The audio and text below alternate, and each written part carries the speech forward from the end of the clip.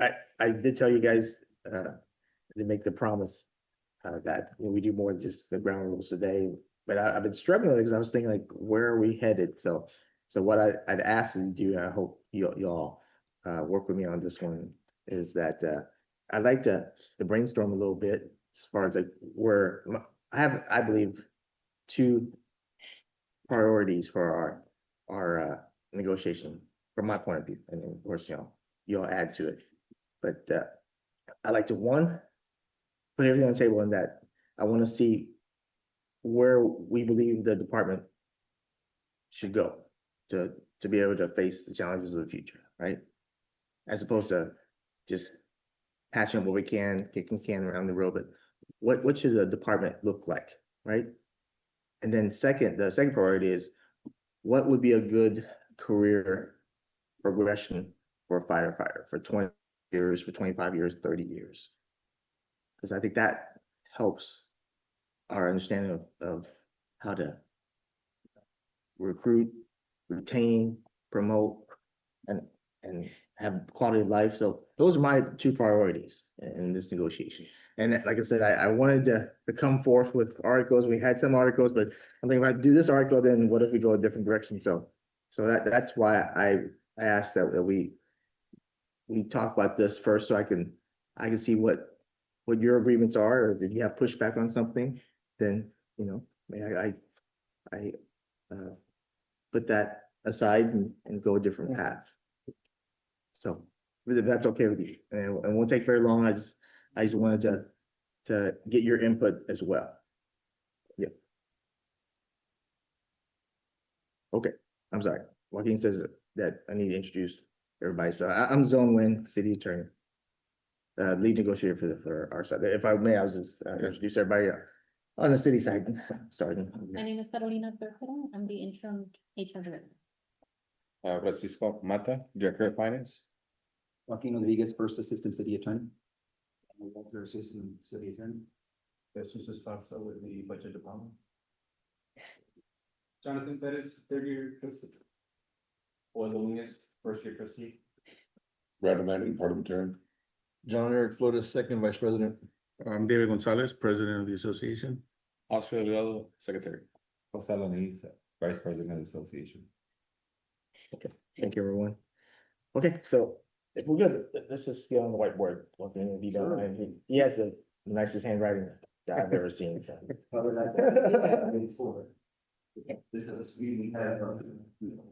Yeah, so if you would, Joaquin, yeah, if you could, Joaquin, draw a line down the middle.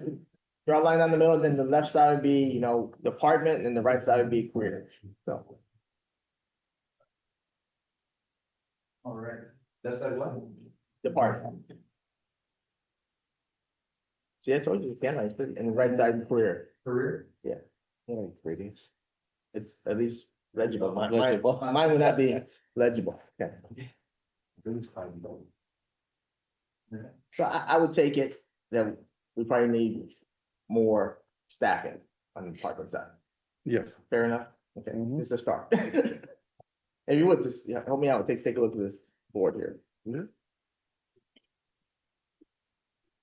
And then, Laredo's growing, there's more need, more coverage. How much staffing are we looking at? Depends what model you want to go to. We had a bunch of comparisons with other cities. You want to add a D shift to us, and we're looking at about 180 firefighters. At least that's probably the max, right? Is 180. I'm sorry, go ahead. Well, but the 180 that you're talking about is for another shift, but are you talking about the needs of the city? Are you talking about the shortages of staff in 8 to 5, Yeah. the shortages of staff to the multiple stations And or that's- and behind the influx of personnel to the city? That's what I'm like, is that what you're That's a talking good about? question. My point is like, what's our ideal? Where do you think we need to go? And it could be that, or it could be the additional shift, but if nothing else, maybe we can just give like the parameter, like what's the max that we need. You want to bring the fire chief in? He's I not here. asked him, he went to the funeral, but he'll be back in an hour, and I asked him to come in, so definitely, yeah. 'Cause I wanted to hear this too, because again, like, if I may, I used to be on that side of the table, and I 100% know you guys are sincere when you guys say, hey, we want the best department here. So- And we want our firefighters to thrive. And I subscribe to it. So Even we- if I'm on this side of the table, so that's why I wanted to do this exercise. And we can say if we're gonna look at the health of Mhm. firefighters and things like that, on the high end, Uh-huh. we've calculated for what. Exactly what Randall's talking about, what we need here. Initially, we need about 50, 60 firemen. Okay. Now, we're gonna go to a 24/72 model for health and safety or an Mhm. offset of Mhm. benefits in some way or another. It's about 610 firefighters what we need, so you're looking at about 170 to 185. Okay, so that to 180, yeah. Also, and make sure we focus on this, is one of the big things that came out that we knew, but we discovered, but we found some proof. In our research was the massive influx of people that come across every single day. That now we also have to service also Yeah. that aren't Right. citizens of Laredo. Yeah. Right, and it's a very unique situation that puts us in is when the considerations what we're coming forward with Yeah. today. And that's what we were mentioning, worst case scenario is 50 to 60 firefighters. Best case scenario is 180 firefighters. Yeah. Anywhere in between is what we can discuss. Anything under 50, we're basically, you're asking us to perform at a, Bare minimum. Deficiency rate. Correct, We're yes. we're deficient as it is, just on bare minimum of the stations based on square miles and travel distance and Right, things like that. that doesn't Must be take into above the effect the 4 or 5 stations that we're short. Exactly. So if we add the 4 or 5 stations, you're looking at about 25 firefighters per station. And so just running the way we run right now. Mhm. If we're going to add these new fire stations that are needed and that should be in play. You're looking at least another 125, 150 firefighters. You put 4 or 5 That's- stations, Additional, department, yeah. not as a second bullet point, yeah, staffings, 4 or 5 stations.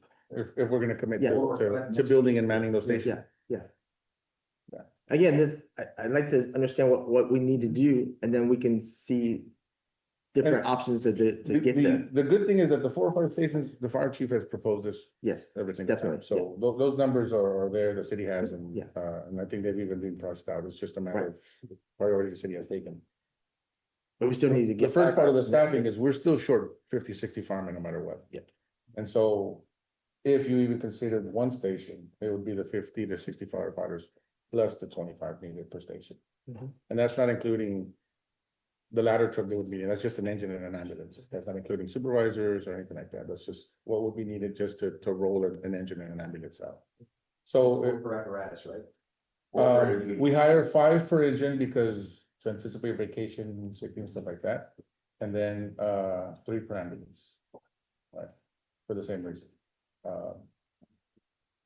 We could go bare minimum, but then you're gonna tell us the overtime alone is going to be outrageous and so And safety reasons. Again, and a whole bunch Th- of. this exercise, I don't want to do bare minimum, I don't want to stress people out in overtime, because that actually hurts the right side of our board, because then, morale, welfare, So, health, safety, Yeah. that's not good for the firefighters, I want someone to have this. And then in turn, it's not good for the citizens of Laredo and people who we service. Yeah. You know, so. So I'm saying, we're and on the so- same side, yeah, no, exactly, that, And so when we look at the stations, Uh-huh. right, and why it's a necessity. The study, or what's his name, the guy that did the study, Stockton, Stockton. Yeah. And he put in there, our response time right now is 7 minutes.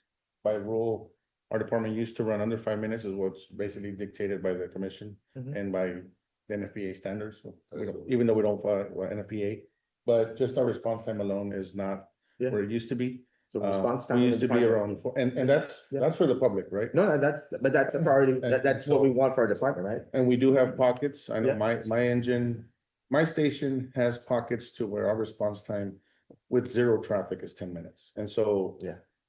I give you an example. Every time we get called for a cardiac arrest in the Highway 59 area, I alert my supervisor because there's probably gonna be a complaint coming in. Because it said anywhere from 10 to 15 minutes. And if it's during traffic time, we're not getting there in less than 20 minutes. And so. It's unfortunate, but those people have no shot at making it, all right? And so we say that because those response times is why we or the department proposes the stations and their locations. We haven't met that in, I don't know, easily close to a decade.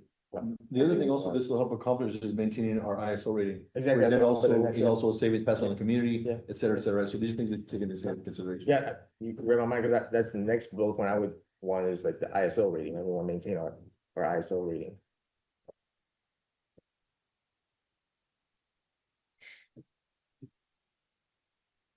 You wanna take a break or- No, quick second, just 30 seconds.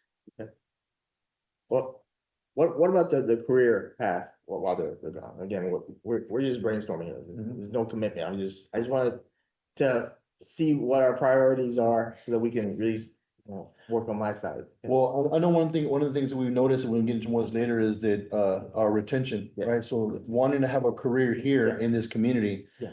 We do train the best, we provide the best training. You are aware, we do have our own in-house EMS training, we do have our own in-house fire training. Yes. And so with that training that we do provide, that the city invests in, we are putting out quality, top-notch Yeah. personnel. Mhm. But then when we do that and they start to look around and say, hey, this, and we're comparing to et cetera, et cetera, et cetera. We're now running the risk, we're starting to notice that the retention here. So career growth, we want our best here. We want our homegrown here to provide for the community. I agree with you. Totally Well, agree. then the city council businesses always mention the brain drain and things like that. And so when we were used to be in a position where we could recruit the best that we could, and so they're just going to get trained here and then leave to other departments. Every department has already moved almost in the state to allow lateral transfers. We do know most of the lateral transfers occur with firefighters under 10 years in. They're younger, they're able to transfer. And so at this point, it's also the competition that we need to compete with, which is basically the whole purpose of collective bargaining and then set up and what the law dictates is where we need to look at the competition. Private industry has increased drastically. The myth of we're the highest paid, I mean, No one's gonna say that. no, and that's what I'm saying, that the myth, it's untrue, hasn't been true You're not gonna hear from me. ever, and so I'm glad we have this study. We can point back to the study at any time, and it's there. And so that doesn't include all the cities. If it did, we'd probably be like number 25th in the state, right? Keeping in mind that there's only about 30 or 25 departments that are our size or bigger. Everyone else is maybe a 15, 20-man department, and even some of those departments get paid higher than us. And so it's we're going through the exercise, understand when to put things on the board, and we have a list of things that we think are priorities. But the issue is not one of those things is an isolated issue. No. If we talk about staffing, it ties to the pension, ties to the health and safety, it ties into everything. If we talk about pay, same thing, right? And we understand we need to make sacrifices. The whole issue here is what do fire departments do across the state or across the country and across the state?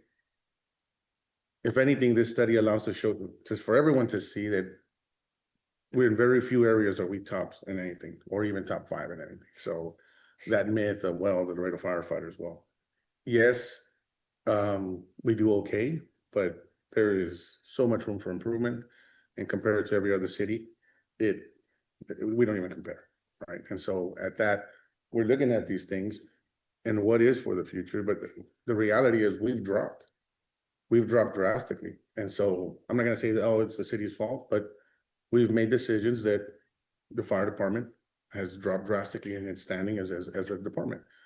Our training is there, the quality of firefighter and paramedic are there, in every other category we've dropped. And it's obvious, you can see it in the study. I hope we can make it open to the public, even though it does have a lot of flaws in it as far as corrections that need to be made. But at the end of the day, we're going through this exercise, but not one thing that's gonna be on that board is an isolated issue. It has 3 or 4 things tie into each other, and we can't address one without discussing the other, and they go hand in hand. I just wanna make that clear. No, and that exactly where I'm coming from, because if I just start proposing articles, then it's a one-off, but I'd like to Right. see what the big picture is, the priorities, so that we can, be efficient and solve the, And so like, ways, yeah. And if I may real quickly, is that, we've gone through this before, I want to get past it, if y'all bring up Dallas area, Metroplex, firefighter departments, I was like, yeah, well, they're competing against each other. But then down here, well, we're unique. We're, the number 1 in them port, we're on the border. So instead of, and I'm not saying that, it's not relevant. I want you to be well regarded throughout the state. I want you to be highly paid and compensated and taken care of. But I'm looking for what's the right size for Royal right now. That's just what I'm trying to say, right? And if you keep move up, and I remember we mentioned something like, if you give us an average and so forth, I was just thinking on my own, like, when in the NFL, when they franchise someone and give them the top 3 average, they're not happy. Because it's not, I mean, I'm They're not okay gonna- with going to number one. I hear you, I hear you, but they're never happy because, it's not what they feel like they deserve. That's what I'm saying. So I want to try and right size for us as best we can, right? And there's constraints. That's why I'm going through this. Well, I guess my question would be if, when we talk about, you mentioned, us bringing up other cities possibly around the Dallas area, Houston area, Austin, Yeah. those areas. Yeah, but at the same time, I'm saying, I don't want to counter that, well, look at Brownsville. I'm not trying to argue that, that's all I'm trying to say. Right, I guess what we always try to do is we try to compare services rendered, quality of service, quality of firefighter, what the public receives from us. And we look for cities that have similar square miles, similar response times, similar, so we're looking for very similar cities. I'm sure at some point we'll go through the cities and we'll talk about the cities that we're on that list that we disagree with and cities that maybe y'all disagree with. We can come up with that, but at the end of the day, there has to be some understanding of why we compare to these cities. Sure. Okay? Yeah. And then we have to look at the uniqueness of Laredo, for example, the massive influx of a population on a daily basis. Our stations are based off of, the number of stations we have and everything are based off of response times, not based off the population.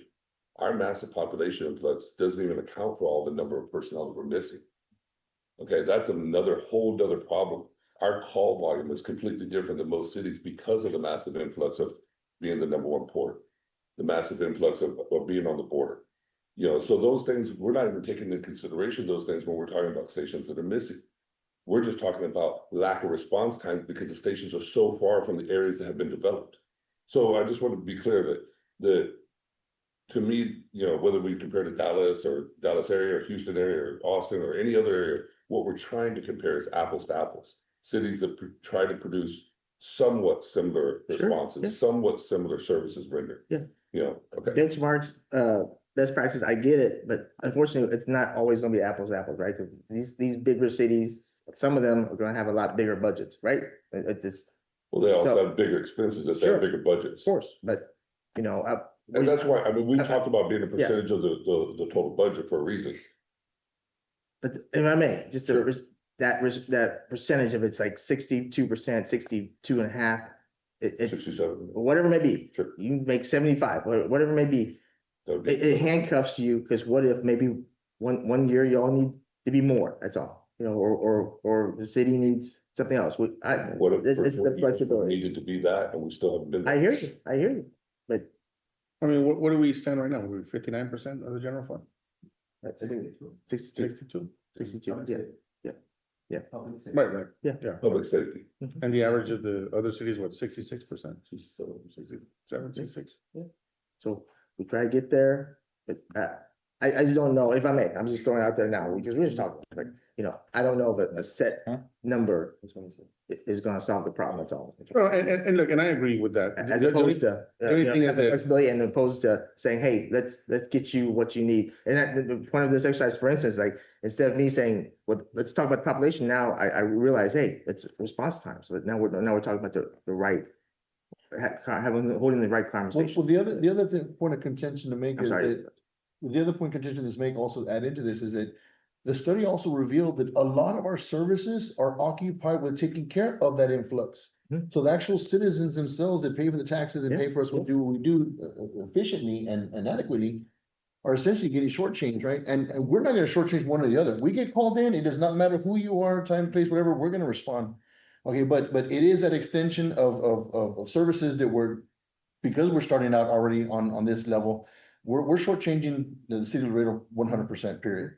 And so we're, at a minimum, we're trying to get to this level to make sure we understand that we're coming to the table as we do feel is fair. Well, and I think the city's own study, I think the expert put in there, 70% of bridge revenue should be go back into PD, fire and streets. That influx, those 18-wheeler stuff like that, well, they do generate a lot of money, but you know, it does cause us some burden, and so there's an offset there, right? We're not saying anything against one or another, but the reality is call volume is up because there's a lot more people here. Streets are deteriorated because there's a lot more traffic here, right? And it goes hand in hand, and it's good for us, but it also creates problems, right? And I'm glad that the city asked him to look at that because I think he really hit it on the nose there when he said, hey, yes, we're the number one in that port, but that also draws problems, right? And so we're asking the taxpayer to shoulder that burden, right? And at the end of the day, we're all taxpayers, but at the end of the day, how are we going to carve that up, right? And I think right now we use 50%, right? And even that's been criticized, and we have no issue, right? That's the decision the city makes, and so be it, but there are certain things that the city needs, and they need to be addressed in one way or another, so we bring up these comparables because at the end of the day, it's what's gonna. Yeah. Or I don't know if what this study was intended to do, is to see what position we were in, and we knew what position we were in, we had no problem with the study. Go ahead and do it, like, we love the idea. right? Well, it was for fire and police, and it's benchmarks as well as best practices, you know. and But that's what we're getting it's at, not, a the tool. best practices. Yeah. That we're talking about across the state. Mhm. We're not doing the best practices, right? Yeah. I mean, that's the reality. If you went to the study, we're not performing best practices for PD or fire. Yeah. What the standard is, we fall short from the standard, or what the professionals say the standard should be. And so at the end of the day, the city's making the decisions, the fire chief's giving his recommendation. We're here to negotiate the contract, and we put some of these in there, but at the end of the day, the safety of the city, you know, we like to bring it up because we live here, our families live here, but it falls on the shoulders of the fire chief and the city, right? We always discuss it because we know how important it is, but the reality is this exercise is for paying benefits, right? We bring those things up because we realize the importance of them. Mhm. And we're willing and wanting to discuss them and bring them up during our negotiations. Because the law doesn't require them to be there, but we discuss them because we know how vital it is. Response time to the public. That is not a mandatory issue for discussion, that is permissive, right? And if the city allows us to negotiate issues on response times, then great, because that is important. But the reality is the law doesn't require us to discuss response time. That falls on the fire chief to propose to the city and if the city's gonna do it or not, right?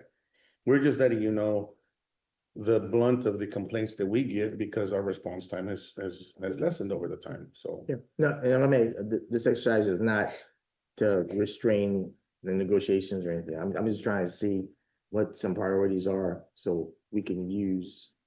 To discuss. To discuss, That's about priorities for the department, not for the Department. contract.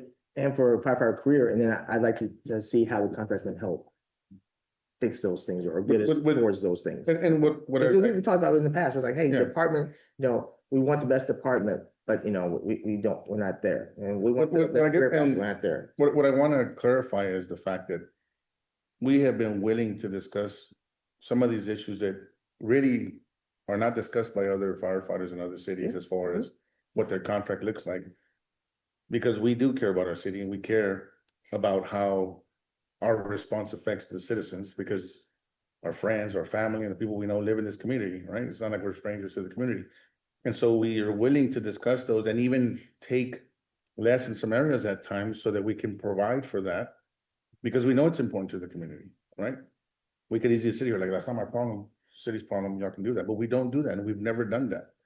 Because we understand the needs of the citizens, we understand the needs of that the city has to perform basically the services, so we're willing and open to discuss those things. So I just wanna make that clear, where I'm not trying to, you know. So you talk about response times, and I guess my question is, in your opinion, because you've been with the department for how long, Dustin? Over 28 years. For 28 years. So in your opinion, what is it gonna take for those response times? Like, it just takes more stations, more personnel, basically it? So The problem with the city's growth is that it's not in blocks, right? We're growing in a spider web, right? And so it's hard to position stations. Now, there's development that has occurred, right? give you an example, the department and the cities, put into service engine 16 and ambulance 16. Station, I don't think there's even been a groundbreaking for the station. Which the units are in service, great, but the response time to where their Area. intended area is to respond is still delayed. And why? Because we haven't been able to build a station, and that's fine, at least the manpower is there to respond, but the response time is affected still. Now, the city has grown, and so in the past, as areas developed, those stations were built out there, so the first few people that started moving out there had service. Now, the area is fully developed, and yet there's no station out there. The Green Ranch subdivision, anything in the Mines Road area, response times are drastically affected. One, through traffic, but two, just the distance alone. You have one fire station and the next one, what, 20 miles apart? So anyone in between the middle 10 miles, their response times are gonna be over 10 minutes. And when you're talking about car accidents, heart attacks, major incidents, we just can't get there fast enough, right? And so it is the stations. Now, it's the growth of the city sometimes causes an issue because it's, the city limits are so narrow in some of these areas. And so maybe ideally, well, we can't place a fire station there because the response times are still gonna be long, but that's out of our control. But the truth is, when it comes to response times, it's the placement of fire stations and the lack of units and manpower. So lack of And- units, One other thing, Yes. on that. The other one is the influx of the truck traffic every day. So even when you have stations that are where they're supposed to be, because of the massive call volume, because of the influx of traffic, because of the influx of people, they're out of the station so much, you have outside stations having to respond in a lot. So you take like the Mines Road area. they're overextended, yeah. Yeah, they're overextended because it goes back to the shortage of manpower. It goes back to we set up our stations according to response times, not solely call volume, not solely how much of the time is that station out of their station Or it's on distance. another call. And we set it by distance, not by population. So it's gonna take manpower, it's gonna take stations. That's gonna take more funding, right? Everything ties to More, everything ties to funding. So I guess, if, correct me if I'm wrong, Zone, is that we're trying to find that balance where every member can be adequately compensated, but also making sure that the city retains its resources to give you these things in order to have a better response time, because primarily the funding for fire, the health and safety, Jesus, comes from the general fund? All comes from the general fund, right? What's the percentage of that general fund that just goes to salaries and benefits? On fire? On fire and police, Almost 90% of it. almost 90%. Of So- the 62%. Yeah. Of the department budget Yeah. for. So the budget for fire from the general fund, 90% goes to salaries. Right, why? I don't know. Well. Because it's decided to be. Is this because we've stayed up with the industry standard on the same percentage that most cities spend on health and safety? Is this because we've gone through collective bargaining and while we've negotiated raises, the city has not in turn raised the budget for the city or to the fire department accordingly? There's reasons for that. So understanding, I understand where you're going. Yeah. Primarily, it's because we're a service business, even the city Yeah. hall. I Well, mean, we're- primarily it's because money gets spent in other areas of the city other than where it should be And look, spent. I'll give you this example. But as far as We your used to- question, 90% is because that's where Well, most of our but services come It's from. 90% of what's allowed. But this is what I'll say. It's 90% of what. There was a time Not that we made up, Should be there. there was a time that we made up 15.5% of the entire city budget, right? And that pay, benefits, equipment, whatever was in the fire department budget. We're now at 7.5%, right? Which means the city has gained a lot more income, and yet we have not kept up, right? To us, it'd be really easy. All right, if we make up, we used to talk to past council when they were back on council. What percentage do you think we should make over the city's budget? Well, you're at 15. Well, just keep us there. Right? The city grows 15%. That allows you a budget to know how many firefighters we can hire, how many stations we can build. But we have it. We've been cut in half, right? And no one's complaining. We're just stating the facts, right? We're stating that. Well, let me just finish. It's relevant. So the city has taken that stance to make those decisions. Hey, we don't run the city, right? The city's been ran by its leaders, but we have gone from 15.5% to 7.5%. Why isn't there money for stations? I don't know. Where was it budgeted at? We know the city's budget has increased. City budget increased in 2 years over $200 million. It's over 23% of the city budget increase. Has our budget increased? To match those numbers? No. And we're not complaining. We're just stating the facts that that's what has increased. If we would have increased with those numbers, even at the 7.5%, 200 million, that's 15 million. You would have built multiple stations. You would have bought the equipment, you would have had the staffing, you would have paid for the benefits and the tools. It was chose to be spent elsewhere, right? We've had conversations with tons of people. Being tight on your budget doesn't mean you don't have enough money. If I chose to buy $1 million house, a Ferrari, a Mercedes, and a Lamborghini, it just shows I chose to spend it elsewhere, right? Now, we've sat down and said, we've offered this for the last couple of decades. If we make up 8-10% of the entire budget right now, just keep us there. And then you give the monies to the fire chief and you let, hey, I can open 1 more station now. I can open 2 more stations now. But we haven't. We've chosen to spend elsewhere, which we've decreased by half the percentage of what we make up. Then we keep bringing up the general fund, but the general fund, to a certain degree, is also decided how much goes in that fund. Am I correct? There's wiggle room to decide how much goes in the general fund? General fund's main revenue sources are property taxes, sales tax, and the transfer of the bridge. So I guess the only point, not to be, I guess I don't wanna go back and forth arguing numbers or anything like that. But one point that we wanna make is that when we look at the total budget, which is $1 billion, and we look at general fund, which is close to getting to 300 million, the only resources that we have for general fund is at 300. Because even though we have an administrative fee that feeds in some of the enterprise funds into the general fund, each enterprise fund or each other fund that is outside general fund has a function, solid waste, utilities.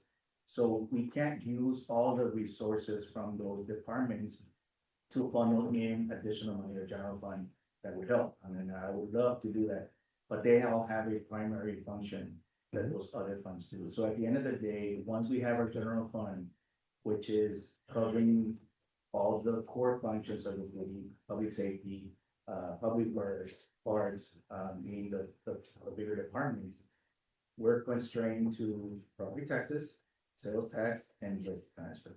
The next biggest revenue that we have in there is the administrative fee that we charge all the other enterprise funds for the services that general fund does for.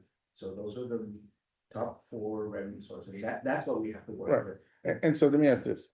The city budget has increased over $200 million in the last 2 years. Did the general fund, and say that's 20%, just very easy round numbers, did the general fund increase by 20% in 2 years? No. And so what's causing the massive increase in the general fund that doesn't relate to the, I'm sorry, in the total budget? In the it doesn't city relate? fund, because we have other functions that are coming into the organization, either utilities or solid waste or other funds. Remember that also part of the money that comes in or bond issuance that we have, those are funds that are coming in. So if we're issuing $80 million worth of funding that comes in for projects, that's isolated for projects. And so who decides what goes to the general fund? What goes to the general fund? Who decides?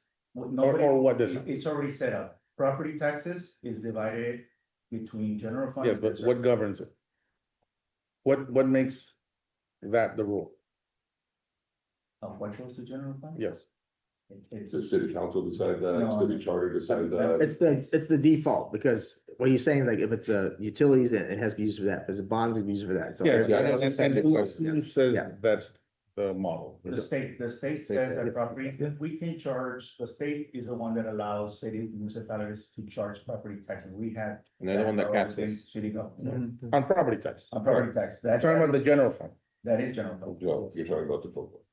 No, the total budget is general fund. Who determines No, this is what's the total going into the budget- general fund? The total budget is $1 billion, which Right. includes general fund, all Yes. our enterprise funds for each utilities, all our internal service funds, which are like the health and benefits in, fleet department. Right.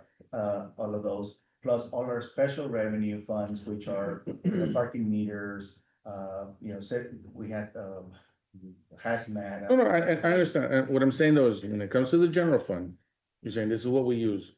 Who decides or what governs and what will go into the general fund? The state does because. The they are state tells you this is the only things you can use for a general fund. No, it says the money from property taxes can be used for 2 functions. Funding general fund and funding our debt service. Right. So one of the issues that we're having right now, the state is also telling us you can only grow by a certain amount in property tax. Right. We used to grow by 8%, now it's down to 3.5%, and then the state is still looking to reduce Right. that even more. And so my question is, you have the general fund and you're taking money from property taxes here and you're putting it in there. Who decides what accounts are used to feed the general fund? I have to feed all my departments, which is public safety. I understand. Who determines what monies go into the general fund? Like what revenue? Like What goes in or how it's I think spent? you're asking- What goes into the general fund? No, I think what you're asking is how do we allocate the money that comes into general? Right, who decides what money is allocated, how much is allocated? How it's spent. Where, how, no, how it's Like, spent. why is sales tax used for the general fund? Well, then that's Is it just, like okay, a- state law. That's the state, yeah, state law. No, they allows them to charge. So the sales state tax. determines what accounts are used to go into the general fund, to Yes. build the general fund. The main ones, yes. Okay, The two main ones, which is property taxes and sales Yeah. tax, yes. the state says you can use those accounts for your general fund. Now, What about the extra, all the other stuff, who decides? That's the question, how much of it goes to salaries? Okay, say the general fund is 200 and. we have all, for example, under bridge, we have a resolution that Yes. talks about the 50%. Okay, so who makes that decision, is what I'm saying? Is it the city? Does the city decide how much goes into the general fund? From the bridge? The bridge revenue? From anything that's used? I heard a word default. Who determined what the default was? Where is that, what is the default? What is the language that says this is the default? I The heard state default, law. right? The state law, yeah. Well, based on. Okay, specify, is it for the bridge or is it for? The general fund. Yeah, because multiple places that money comes in. Yeah, from the general- general fund. The bridge. Who says, we're gonna take 50% of the bridge? Who says, we're gonna Who take? signs off on the resolution? City council. There you go. Okay, That's the answer. city council. What I'm trying to get is, the city determines what and how much goes into the general fund, to a certain degree, Just for the bridge, but not for but, and for anything for else? sales tax Or and. like sports, or like, for instance, like a sports venue tax, right? Like, if we do that tax, we can't say, oh, sports venue tax, we're gonna put into the general fund to spend it however we Right. want. And so what I'm saying is that That's the reason. the city does have some control on how much monies or from other accounts can go into the general fund. What I'm saying is, the city makes its decision on what it limits the general fund to. Yes, in theory? For bridge. You're I don't asking, think it- you're pretty, what, the way you wanting to frame it is like. No, no, I'm who decides asking you, I'm not how- framing it, how- Dwayne. Well, I mean, Yeah. how the city allocates its budget, right? Is that where this is going? Yeah. Who decides? How do we come up with? So all these accounts are used to feed the general fund. Who makes those decisions? Okay, property taxes, state. Okay, this one. Sales tax state. state. Those are the two main ones. All right, okay, but the other ones, this Bridge. one, bridge, city council. All right, the other one, well, we use some of this, we put it in there. So in other words, the general fund can be this, or it can be this, right? It doesn't move a lot, but it can move, right? Can the city make that determination? The bridge is a perfect example. If the council said, instead of 50, we're gonna do 20%, or instead of 50, we're gonna do 80%. The city can make that decision. In that one, yes. Okay, and that's my, Yes. what I'm asking is, are there accounts that the city determines, this is how much we're gonna put in there today? So are there other accounts? So there I is, think there's a bunch, right? a long list of other accounts. I'm not saying there's Yeah, on this, I'm just saying, is there accounts? We have 250, about 250 accounts that feed general fund. Okay, so there is some, Some Fluctuation that the city- are based on ordinance, Yeah. some of them are based on state statutes, some Yes. of them are based on some other federal statutes, so they all have Yeah. some discretion as to what and how you. do yes, it. and that's all I wanted, that's all I wanted to say. You know, and then a lot of them as well as, we could technically say, we can use property taxes for other purposes. Mhm. If we had surplus property. Yes. I agree, And then that's city just a council question. has authority to make decisions on how that budget's spent. And so the point I'm trying to make is, city council or the city could say, Or money. you know what? We could maintain police and fire at, instead of dropping from 15.5 to 7.5. Let's maintain them at 9% Okay, Right. for the- of the entire budget and whatever we can use, right? And I think just quick to, like, the public safety alone for the general fund, we account 60.3, so that's just a quick correction on the 62%. So it's 60%, 60, we're at 60%. Yeah. Well, the fact of the matter is, that percentage there doesn't have a transfer rate that we do from general fund. So besides what we have in the fire and the police department, we have in a tune of $5 million that we also transfer for the grant matches. So that's what makes up that 2%, more or less. Grant matches, The grant, every grant that we apply. I know what, like, I understand what grant matches mean. When you say 5 million, is that half grant, half match, or is that 5 million of our match, 5 million grant? And is that a recurring, like, grant match, like every single Fire year? doesn't have as many grants That's what I'm as saying. police, but police is every Yeah. year. But when you say 60%, He's talking you know about what, 60%. can we find out what fire is? I mean, I really don't, I think we're. PD can argue their own fight for 60%, I would like to know the percentage of fire makes up. Well, a lot lower. If I'm not mistaken, I think it's 27, no, almost 20, if I'm not mistaken. What's fires? I don't have the fire over my head, so normally when we speak, we try not to focus and try to. Well, I know, but this is collective bargaining for the Laredo Fire Department, not the Laredo Police Department, so that's why I'm asking. Public safety, we get lumped in a lot No, with if police you go in department. there, if you're looking at the online. There's a general fund one in there, we get the total amount from there divided by the total budget that we have, and you get your percentage. Yeah, 27.9. I don't have it in the top of my head. 27.9? 27. Give or Okay, take. right. Give or take. It's almost even, PD is a little bit higher than fire, they have a bigger budget than you. Right, and so, but they have a lot more grant matches. Yeah, we don't really A lot do of it, yes. do a lot of that. And we can go through this exercise, just, are we gonna prioritize them? Yeah, I'd like to, Okay. So we say like, So to sum up, what you guys are saying is that council has discretion, I get it, and that's where I'm going is that if you say, if I may, it's a crude example, I'm not saying that it's gonna happen, but if we say 60 some odd, 15%, whatever it may be, always goes to fire, we would still want it to be managed reasonably, right? We don't want to say, hey, here's the money, then someday someone just, plants more flowers in the parking lot. That's a waste of money. And we want it to be allocated properly. That's what I'm trying to say. So ultimately, council should have that authority, not anyone at this table or me, to say, hey, this is how we should spend it, or this contract, we will prioritize, this or that. That's all. Right, but I guess in this Mhm. exercise that you brought up, Mhm. the way I see this exercise is you're kind of pinning the entire priority of the city's fire services on this contract. No. Well, you're talking about what we're gonna need for retention, what we need for pay and everything else, but we're also talking about how we're gonna staff the department and how that's affected in our contract and things like that. And the reason why I bring this up is we've asked for staffing ARPA. You sat on our side of the table, but we asked for staffing ARPA. Yes. And we've done this for decades, Mhm. not for years, but for decades. Yes. And we've done this because the city has historically shorthanded our department for decades. The station that still hasn't been built at the 13-mile marker was planned when I came in 25 plus years ago. That station was already in the plan. We knew about that station 25 years ago. The station that should have been built on 59 was planned 25 years ago. It still hasn't been built. So it's hard for me to sit here and listen to this and say that, well, we need to figure out a way to solve the fire department's staffing issues here at the table. When the staffing issues are coming, when you say we make up 90% of the budget, we'll make up 90% of the budget for salary or for fire. Because they're shortchanging the budget for fire. When you shortchange the budget, we wouldn't make up 90% of the budget if there was $20 extra million in there. Right?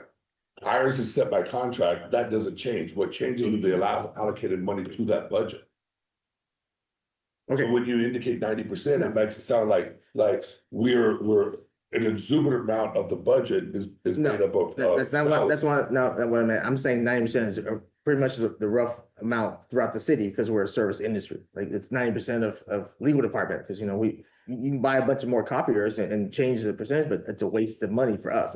That's all I meant. That's all I meant by 9% right there. Like, yeah, it's gonna be around that amount because we're a service business. That's all I meant by it. Yeah. And if I may, this is my idea, and I apologize if some of y'all think it may be a little bit off topic, but I've sat on that side of the table and I've heard staffing, and instead of just pushing back like, we're not gonna give you staffing, you need to give us more staffing. I'm just trying to say, hey, where should we try to get to? That's all I meant by it. Okay. That's all I meant by it. Okay. And I'm not trying to put the onus of the city on you all. I'm just trying to say, hey, where should we be And then what Okay. can what can we do at the table here? And then retention is where I started with a career, but I thought, hey, how do we get people to stay? And I mean, I was using military because this guy is next to me, in military, we give people bonuses to re-up at 3-year mark, but after the 10-year mark, people kind of change. I use myself as an example,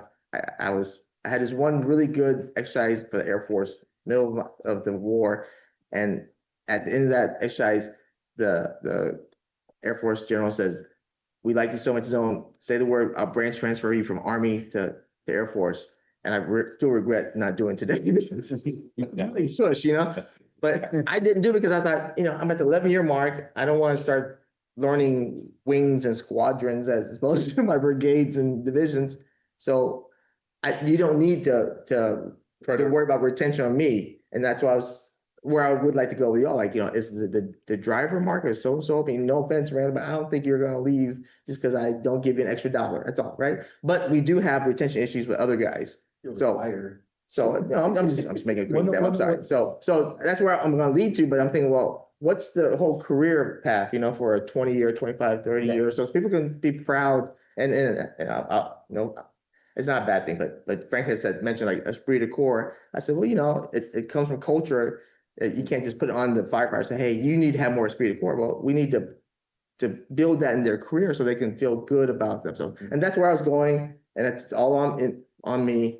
So I apologize, but I know you guys are good to me. You'll indulge me a bit.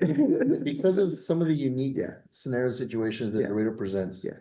When we recruit the individuals that come here, they have every opportunity to look around at other cities. I mean, and even now more so social media, we're getting a lot more, people from other cities, we're applying here. This is a starting pay, this whatever, Yeah. the lateral, if you already have a degree, et cetera. Because of our unique situation here, we invest very heavily in a multi-discipline individual. So by the time they get here, so that when the 911 call comes in, we can handle pretty much everything else except for something that PD would have to do. Mhm. When that individual does then graduate, they go through a 22-month program, and we've invested the time and money and effort into them, and they start to look around, start to compare what other departments are doing, what they're making. Then all of a sudden now, more than ever, those lateral moves become a lot more attractive, and then we lose them. If I may, Go ahead. sorry, what caveats are you guys putting to that investment? Well, Give me an example. I'm gonna invest in you in training, but I gotta keep you for 2 years, 3 years. Okay, what about Okay, are they leaving at the 3-year mark? When are they leaving? When are they leaving? That was a Oh, question I had. within Usually 8 to 10 years? So there's before there's two the- issues. That what we're starting to see now is the younger firefighter leaving. What we're also seeing is the early retirements. Basically, I'm not sticking around anymore, right? Because it's more cush over there. You know what? I'll bounce. I said it before we started. I'm waiting to retire. I'll go get a desk job because it's a lot better than the stuff I have to go through as a 50-year-old man right now, right? And so we're seeing firefighters not stick around as long. So basically retiring at an earlier age. So, but we're also seeing the younger firefighter leave. And this is like I was telling Zone, like I never thought we would get there, but these departments are. So before, the fire departments are across the state where you're gonna come over here, you have to test, you're gonna go through our process, and then you have to go to our academy. Start over, yeah. Now they're saying, if you have these things already in our department because of what John Harris just mentioned, like the disciplines that we teach and the certification that we hold, these departments are saying, I'll take you as you are right now, and I'll even give you more money because you have experience. We had never seen that before, right? So these flyers now, and through social media, it helps us, but it's also counterproductive because for some reason you see a targeting, right? And so I was saying this, like, I don't get them because probably my age, but Oscar was saying, like, I get a ton of them, probably because he's younger, and they say he's got experience and I can transfer him over now.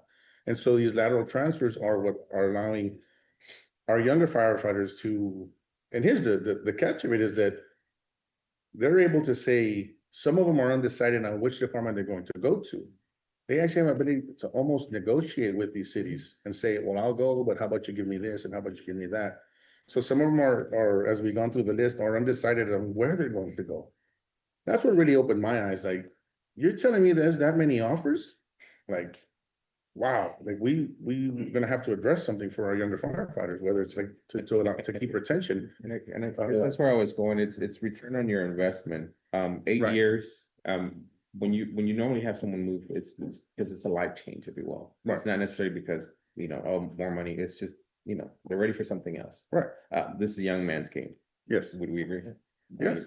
To a certain degree. To a certain degree. Mhm. And so you get to that point where you start thinking administrative, what's my next career step? And so hence is why we need to start thinking about, okay, what is that career path? How can I set that Right. standard and retention and make it more attractive? No, no, and we. Well, the only thing I would like to kind of add to the caveat of this is we keep talking about younger. Mhm. I don't think it's just a younger thing. Yeah. I think it's a rank thing. Mhm. You might have a guy that came in and still firefighter 8 years in. So him moving lateral move across is not that big a deal. He's going up in pay, he's moving to a city that has more amenities, more opportunities, more entertainment, more everything else. Not an island, isolated away from everybody else, no airport, for massive travel. There's reasons why they're leaving, but when you look at somebody that's ranked up, maybe a captain, and that's why, you're talking older, somebody that's ranked up probably has a less chance of leaving until they hit the retirement mark. We're used to, our guys were putting 30, 32 years in, 33 years in. I can show you lists where like 20 guys in a row, 30 people in a row that left all had over 30 years. We're not seeing that anymore. We're seeing guys 24 years, 22 years, 28 years, 26 years, and they're gone. Well, And we lose we have guys experience. retiring to go work full-time at the county fire department. Yeah, no, I hear you, and that's why I. So it's I wanted not- They to know they have all the take experience in the world. There's a Take it. middle window of ranks and age that I think are gonna be somewhat protected because they're too far invested in to leave right then, but they're leaving early. Then you have a very, a select, smaller, lower rank that have less years in, that have a very high chance of lateral moving out. Taking their 2 years of training, taking their year or two of experience and going lateral. Yeah. So I think there's a twofold there. It's not just one. Yeah. And the reason why I speak of the higher rank that's leaving early, David just said it, going to the county, they leave early, they go get a whole second career with a second pension in the county. Okay, And that these, hurts us financially with our pension. Definitely, definitely. They're on our fund 25 years instead of 18 years, and it matters. Early retirement. We're having early retirement we had 40 guys leave in 1 year because we had to make a pension change. Then we started looking at why did we have to make the pension change? Yeah. Was it because we had benefits? We cut benefits. That's why they had to leave. and to piggyback on that, you have now, because you had such a mass exit, the influx of younger personnel, so we have almost half our department under 26, 27 years old with 5, 6 years in, but 5, 6 years of experience out of Laredo. Any one of these cities will take them in a heartbeat. All right, so that being said, who sets the conditions for that, the pension? Who sets what conditions? The conditions as to when you can pull it out or when can you The retire? plan, right? The plan, The board's the plan. made up of Who defines active that? firefighters, citizens, Yeah, there's city, a board, there's a city board. Pension board. Jesus is on it, Ina's on Right, it. that's you guys, right? Well, No, the pension board. Us and you. Pension. He's on it. board. Yeah. You He's and on the us. pension board, he's on the pension board. So, Gotcha, right. so now what you should be saying is, why do we have to make cuts?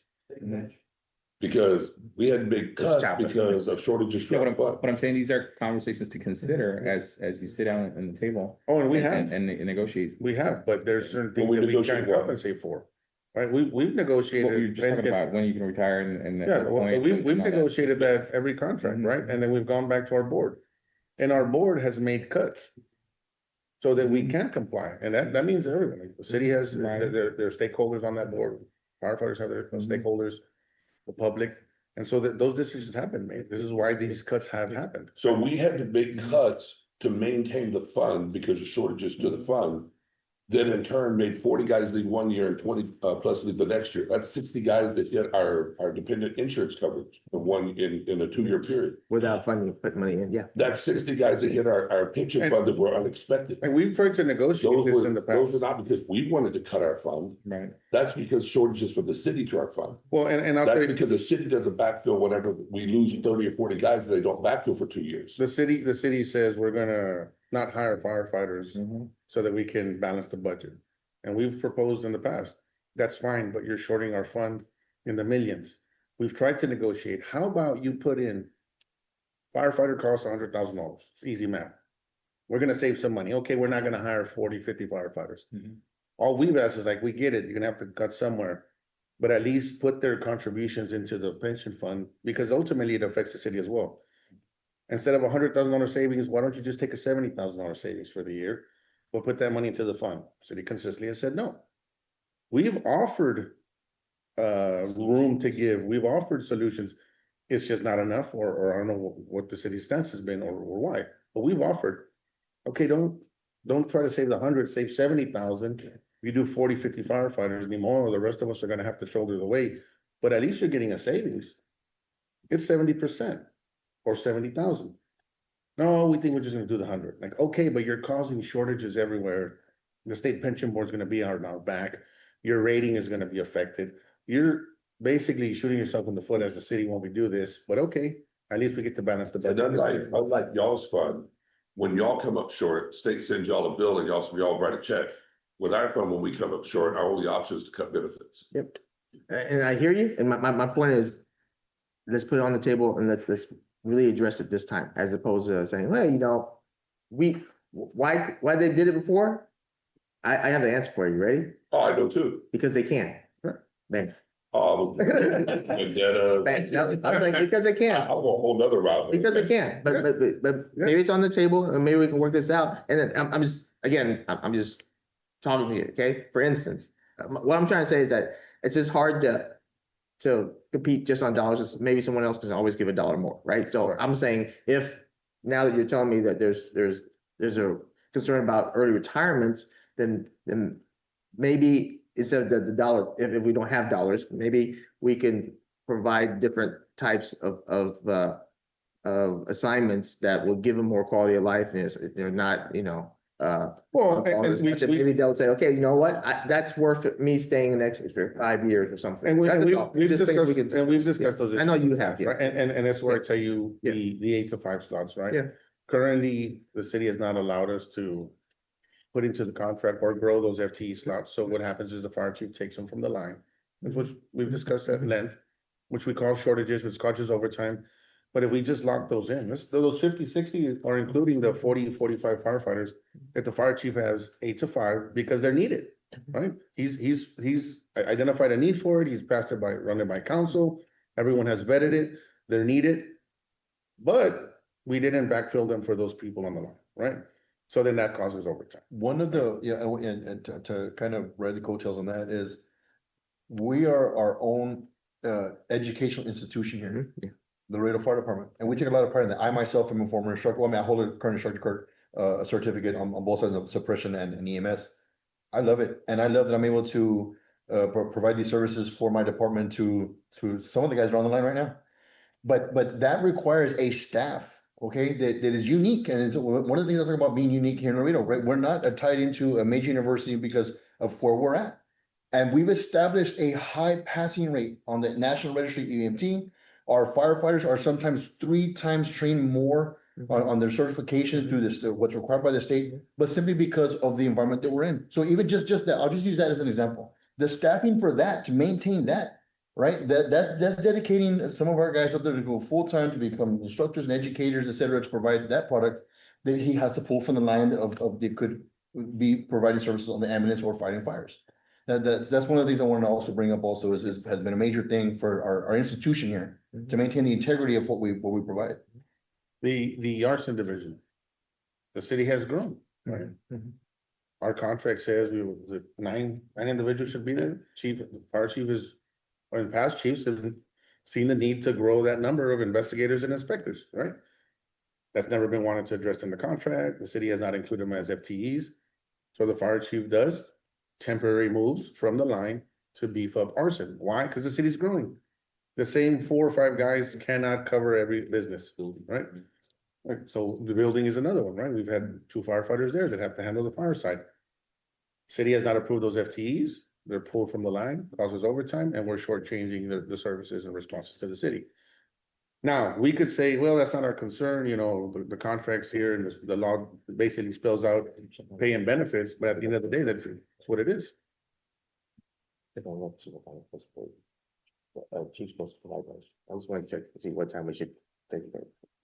You guys didn't say anything else. Well, I'm just saying, but he might be at the you know, you know, some of these, check out, so, thank you. So, just a follow-up question that I have, or Go ahead, please, some please. clarification for David.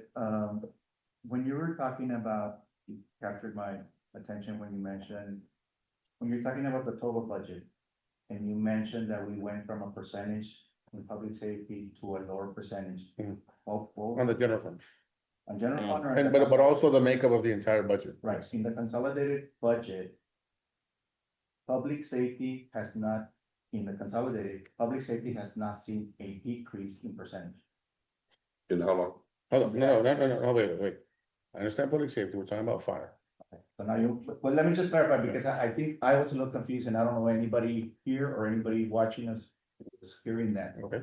In our consolidated, which is our $1 billion budget, Yes, the percentage of public safety in there for this current year, the 25-26 current year, is 20.47. Previous year was 19.65, and the previous year was 19.42. So we're going the other way around. It's not increasing by much. but you're it's talking not- public safety. Public safety, both of them, and I'm gonna get you Fire. the fire amounts in there. Yeah, and what I'm talking about is back when we were like at 500 million for the budget. We made up about 15.5%. No, but that's what I'm saying is that over those 10, 12 years, it was like 12, 13 years. And I Over can 12, see- 13 years, we've consistently dropped. And you just said it yourself. In the last 3 years, if anything, public safety has gone up 1% in 3 years. Right, and I can But- go back and get you a 10-year Yeah, history. no, that's fine. I just But, wanna make sure that the numbers were. yeah, and if you want, we'll stick to the last 3 years of what you have. That way you don't have to go So back. just to kind of say that, because, you know, I've been in the budget department 3.5 years. That's how, when I can kind of tell you what Yes, the budget has done prior to. Prior to that, I was part of it, not in charge of it, so I can Right. give you an idea of what was happening. but this is my, and I agree 100% with you, and you don't have to go back 10 years. Okay. But let's just use the last 3 years that you used. This year, public safety makes up how much? 20.47, Correct, 3 years ago, how much? 19.42. correct. Okay, so it went up It was. less than 1%. What we're trying to do Okay. at least is maintain. the Yes, yeah, no, and that's my point. So it went up less than 1%. The city and budget's entire budget has gone up how much in those same years? Get your number. Right, Now- over 200 million.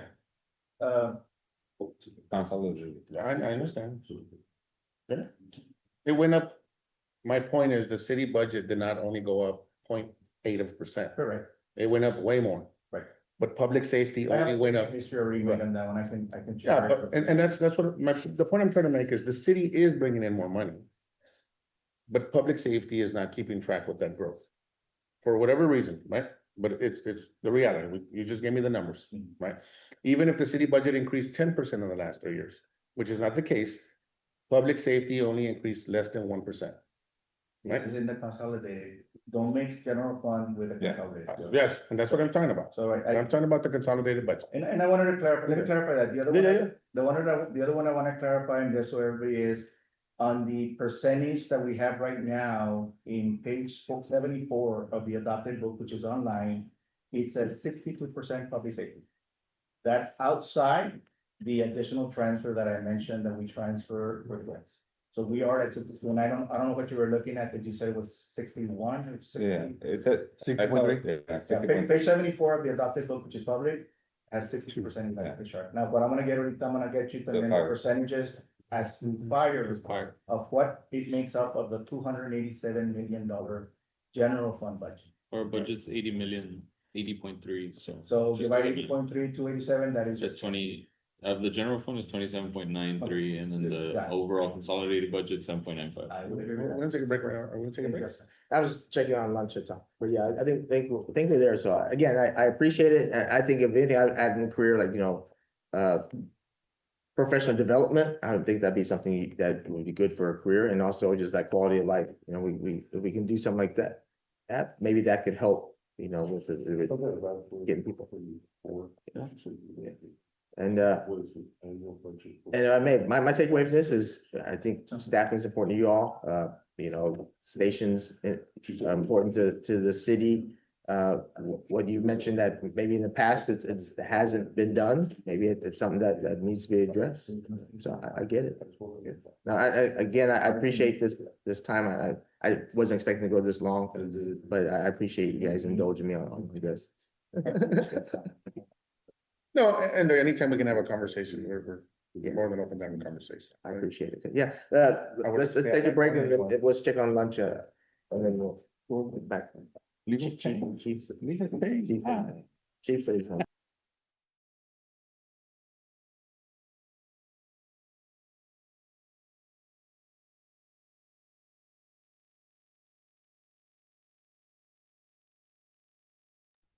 Right, it's 12:53, we had a break for lunch and again, I appreciate y'all indulging me on this and that this creates a better roadmap for me. And the plan after this is to exchange some articles. Now, I'm not just spinning my wheels and have, conflicting articles. I can present a better package for you. This wasn't planned earlier, but Chief Hurd's here, and I like for him to hear just the tail end of what we had discussed. That way, that gives him some idea of priorities for the department and from people on the line from the union. So if I may just recap briefly, and then by all means jump in anytime. But I was looking at two priorities. What's the we've all said it in the past. We want a better department, we want the best department here in Laredo. So what would it look like? And then the second matter, we've been hearing about retention issues and such. So what would be a proposed good career path for a Laredo firefighter for 20 years, 25, 30 years plus? So on the department side, by all means, what I got from you all was just the response times. We want to preserve our ISO ratings. And with that, we need to get those stations up and running. But with those stations will require staffing from 50 to 60 to deal with the shortfalls to possibly up to 170, 180 if we want to expand to a D shift or take up other initiatives. Yes. Anything else on the department side, guys? And then on the career side, my point is, I'm an employment lawyer. I've dealt with this for 30 plus years. Is it's tough to compete just on dollars because there's most likely going to be someone else that's going to pay $1 more. It's just tough with constraints and so forth. So sometimes it's other matters. So that's what we want to explore. You're going to have some natural attrition by all means, but now like PD, you all are facing some poaching from other departments across the state, as well as from what I gathered talking to you all today, some possible early retirements that it'd be nice if we can keep that knowledge and keep people here. So my question was just, what was that career path, the ideal career path look like, especially if you all, gone through a big portion of it. What would you have liked to have seen? What would be good for the next crop? So, we want to make sure that they have a nice career. Pay is important by all means, that will be worked into this. If it's retention issues, which levels do we need to focus on possibly? And then I got from you the earlier years as well as the retirees that we want to keep on to keep them from early retirement if possible. With that, maybe we mentioned like professional development, maybe assignments on the tail end or quality of life throughout so that we can compete on those levels too, besides just money. Of course, some younger people may want to just leave for greener pastures and a quick increase in pay, but what can we compete on realistically here in Laredo and keep people here? Anything else on the career side that we missed or I missed that we should add? Okay. Like I said, we have Chief here.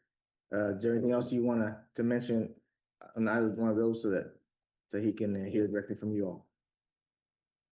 Are you asking the chief? No, you mentioned. Oh, if you want to take- Chief, we were talking about it, chapter 174 does not set us up to negotiate staffing and that, and you've proposed things in the past. No, what we were talking about is more the effect to the community and the response time, stuff like that. Like really the collective bargaining process is for pay and benefit and those things, but we're letting, city's team know that we look at it because we do find the importance of it and why and how we should be providing the service. When we discuss where like the FTEs that you have in office, are not set in stone for the office, and we were talking about it, that's where these 50, 60 firemen come in, where we need those people on the line, but there's a need, and we give the examples of like the arson, EMS training, fire training, where it requires more people as the city has grown, and we just haven't locked them in as FTEs, and so at the end of the day, we told them like, we see the need and we see the importance, but at the end of the day, whether we should be negotiating for it or not, it's really not on us, it's the city's burden. But we did want to make clear that we see the need for it and the discussions that we've had. And so we were talking about the need of the 50, 60 firefighters just to get where we're supposed to be. That does not include the personnel for 4 to 5 stations, which is at 24 firefighters per station. Ambulance and engine Recording in only. progress. And we said, and if, for health and safety reasons and things like that, moving to a 24/72, we're looking at 170 to 180 firefighters. And that does include those 50 to 60. And so that's the ideal, like what we really need, a worst case scenario, 50 to 60, ideal would be 170, 80 and move there. But those numbers don't include anything that we need for the stations or new stations. So that's kind of like the discussion we were having on that. But I think Zoe wanted you to hear that and see if you had any input is what my understanding was. So the 50, 60 and then the 170, and I know there was one other number you mentioned there. 50 or 60 is what we need now, 170 would be the 24/72, and then about I know you have a number set to try to do the mandatory foreman. We could do 50 to 60. I'll do a little bit more Then what? than the total that you have to do The 50 or 60. Yeah, to do the 50 and 60, to get the appropriate 8 to 5 personnel, the foreman, the D shift, all that, and I mean. Maybe you're talking about like 20 more, but it depends like what route or. So let's say 50 or 60 is just bare minimum, just to get what we need right now. What would you need to do a foreman, mandatory foreman? I was looking, we're just going through that exercise, I would say 30 to 40 more. On top of the 50? On top of, In general. no, maybe 10 to 15 more, that's all. Okay, so maybe 75. Yeah. So, and when we were talking about 24/72, we don't see it as something that the city could get to within the next decade. And so, which is why we're showing the need for it, but we're realistic that the offering of it is just wasting each other's time. But we did do the math to see what that looks like. And why other cities are doing it and things like that. But that's what we want to like. We're not putting, we're showing you, but we're not really putting on the But table that because math- realistically. I'm sorry, but mass, that 24/72, that would not help with retention or. I think it would. I just don't know if, I mean, we could look at what it does, but we just didn't feel we were in the position to even try to attempt to do that, knowing the shortfalls of everywhere else. And so it would first be Budget. fill in where we need to fill in, create those FTEs, do that, and then that's where we're saying like 6, 8 years down the line, maybe you can try to start moving forward. Because we still need the new stations and the shortages that we have now. So those 100, 150 firefighters, 160 firefighters would have to come first to even think of going to a 24/72. And so, I know something, and I agree with human leadership on that. I know 24/72 is something that's been talked about at some departments, and I do see it's something that we want to move into. But I know we've discussed first that I'd like to have foreman crews. Right. Like not like minimum staffing foreman crews, and also personnel staff, and then all the other stations too. So I do see those, I can see where you're getting those numbers too. And we both agree on that. I don't think we can get there this contract or maybe the next one, but it will set us up for the future to something to attain. and that's what we're trying to accomplish, to first get those building blocks in or that foundation in first before we even attempt to move there. Because if we tried to move to 24/72 now, the shortfalls would be even at a bigger scale, and we're drafting, and then the financial constraint that it would cause would be even bigger than what it is now. And so having that staffing though, the minimum staffing that we're looking at, without the stations alone, is those, say, 60 or 65, Have you guys 70. done a climate survey? A climate survey as far as, amongst your staff, just general survey, how you guys feel? Like how they would feel about this. Well, just in general, how the- they the- feel, the where they are department- as far as career, where they feel as to, where you guys are going, the direction as an The organization. department has done multiple, where the doctor that comes in, that, Psychologist. Oh, yes, yes. yeah, so the No, but I department, mean leadership. Does leadership do a climate survey of how, No, we haven't done that. I was gonna say your soldiers are doing, but how they're doing, just to see where they are, how they feel at the careers, opportunities, morale. we've general. had, so, and maybe not to the level you're talking about, but the way we operate to prepare for contract negotiations is we have three different shifts, A, B, and C. So we set up team leaders, two individual leaders from the board, and then all the volunteers that come in. So we had A, B, and C teams. And then the 8 to 5 personnel can jump in on any team. So on average, you'll have about 20 to 30 firefighters per team, and they're giving the input. So basically, everything we're going to propose Yeah. came from three different committees. Mhm. And those firefighters, and we separate them on purpose. So we have three different groups that are independent from each other to see what comes up, because what we want to see Mhm. is if the same issue pops up with each category, right? Along those lines, if I may, so set aside negotiations. Yeah. What is the climate environment right now? As to You what want- you aspect. want to Morale. do that? Morale. You want to get into it? So, And that's what I'm saying, So- because these, so as I would leader, say- you get an idea as to when you do sit Yes. at the table and So ambulance rotation, the wear and tear is it's a big a issue. a major concern. Movement of personnel or constant movements is what we're proposing. Chief's adding on the foreman is what we're proposing as well. We're also saying that to stop the movement from station to station, that causes major issues. We've been running through those issues from having to move personnel station to station. Paying benefits is always going to be there because especially now with social media, everyone gets advertising. But if you want to hammer it home, it's those four issues of pension, right? Your retirement, what that looks like, what benefits will be available to you, Mhm. pay and benefit packages, the wear and tear on the individual, the transfers and things like that, and just the rotation in itself. Insurance car. Right, and then that's. so you have stations where individuals will be assigned to an ambulance 8 months out of the year. And to those points, And that in turn is a wear and tear because of our call volume. Our call volume is high because of the influx of people to the city, because of our number one important, all these issues. So and this is the other day when someone brought up, it might not be a dollar for dollar. Mhm. So we might not be able to match dollar for dollar to other cities. And I said, okay, that's fine. Mhm. But every solution to every single problem is money. And so if I can come back to the initial meeting, of where Zone was trying to go with this, that's exactly what we need, and would you just lay it out? Is basically this exercise, it's like, Yeah. what are the needs, what is the current climate, and how do we help get there? Right. Sure. So maximize that dollar. And that's pretty much what's on the That board. dollar and Now, hit a couple of things that we can. the only, what we try to do is though that if you take a health and safety, there may be 5 or 6 articles that tie into health and safety. Health and safety is gonna be how much manpower we have, what the rotations are like to the ambulances, what the movement from station to station it looks like. And so all those things will be tied in, right?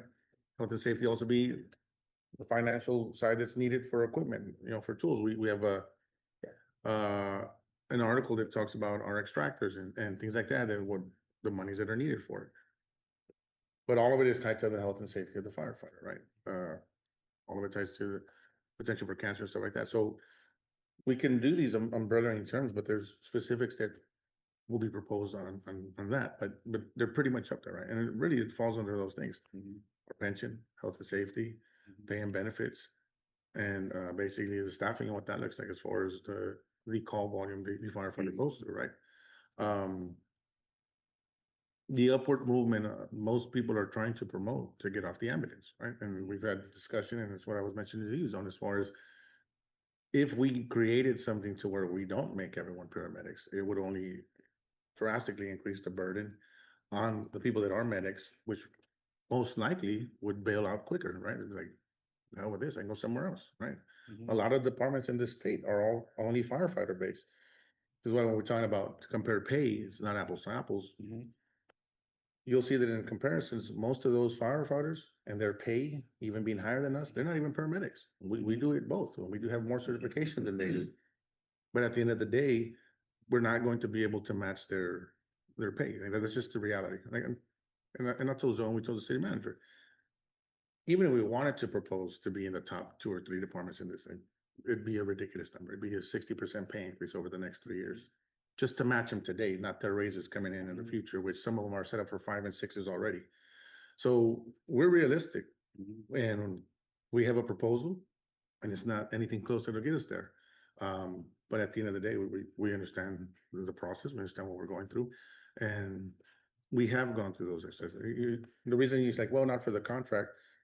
Well, the reason we do it is because really major change can only happen through the contract. If not, it'll go to the budget process. And we've worked with the fire chief and past fire chiefs every single time on what's needed and how we go forward as an association, working in unison with the department.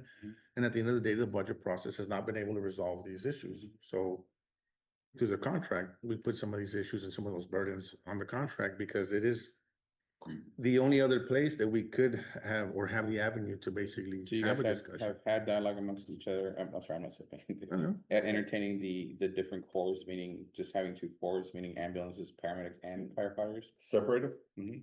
You never want to do that. No, I'm asking. No, Well, you don't well- want to do that financially. You get a paramedic here for 10% above a firefighter's pay.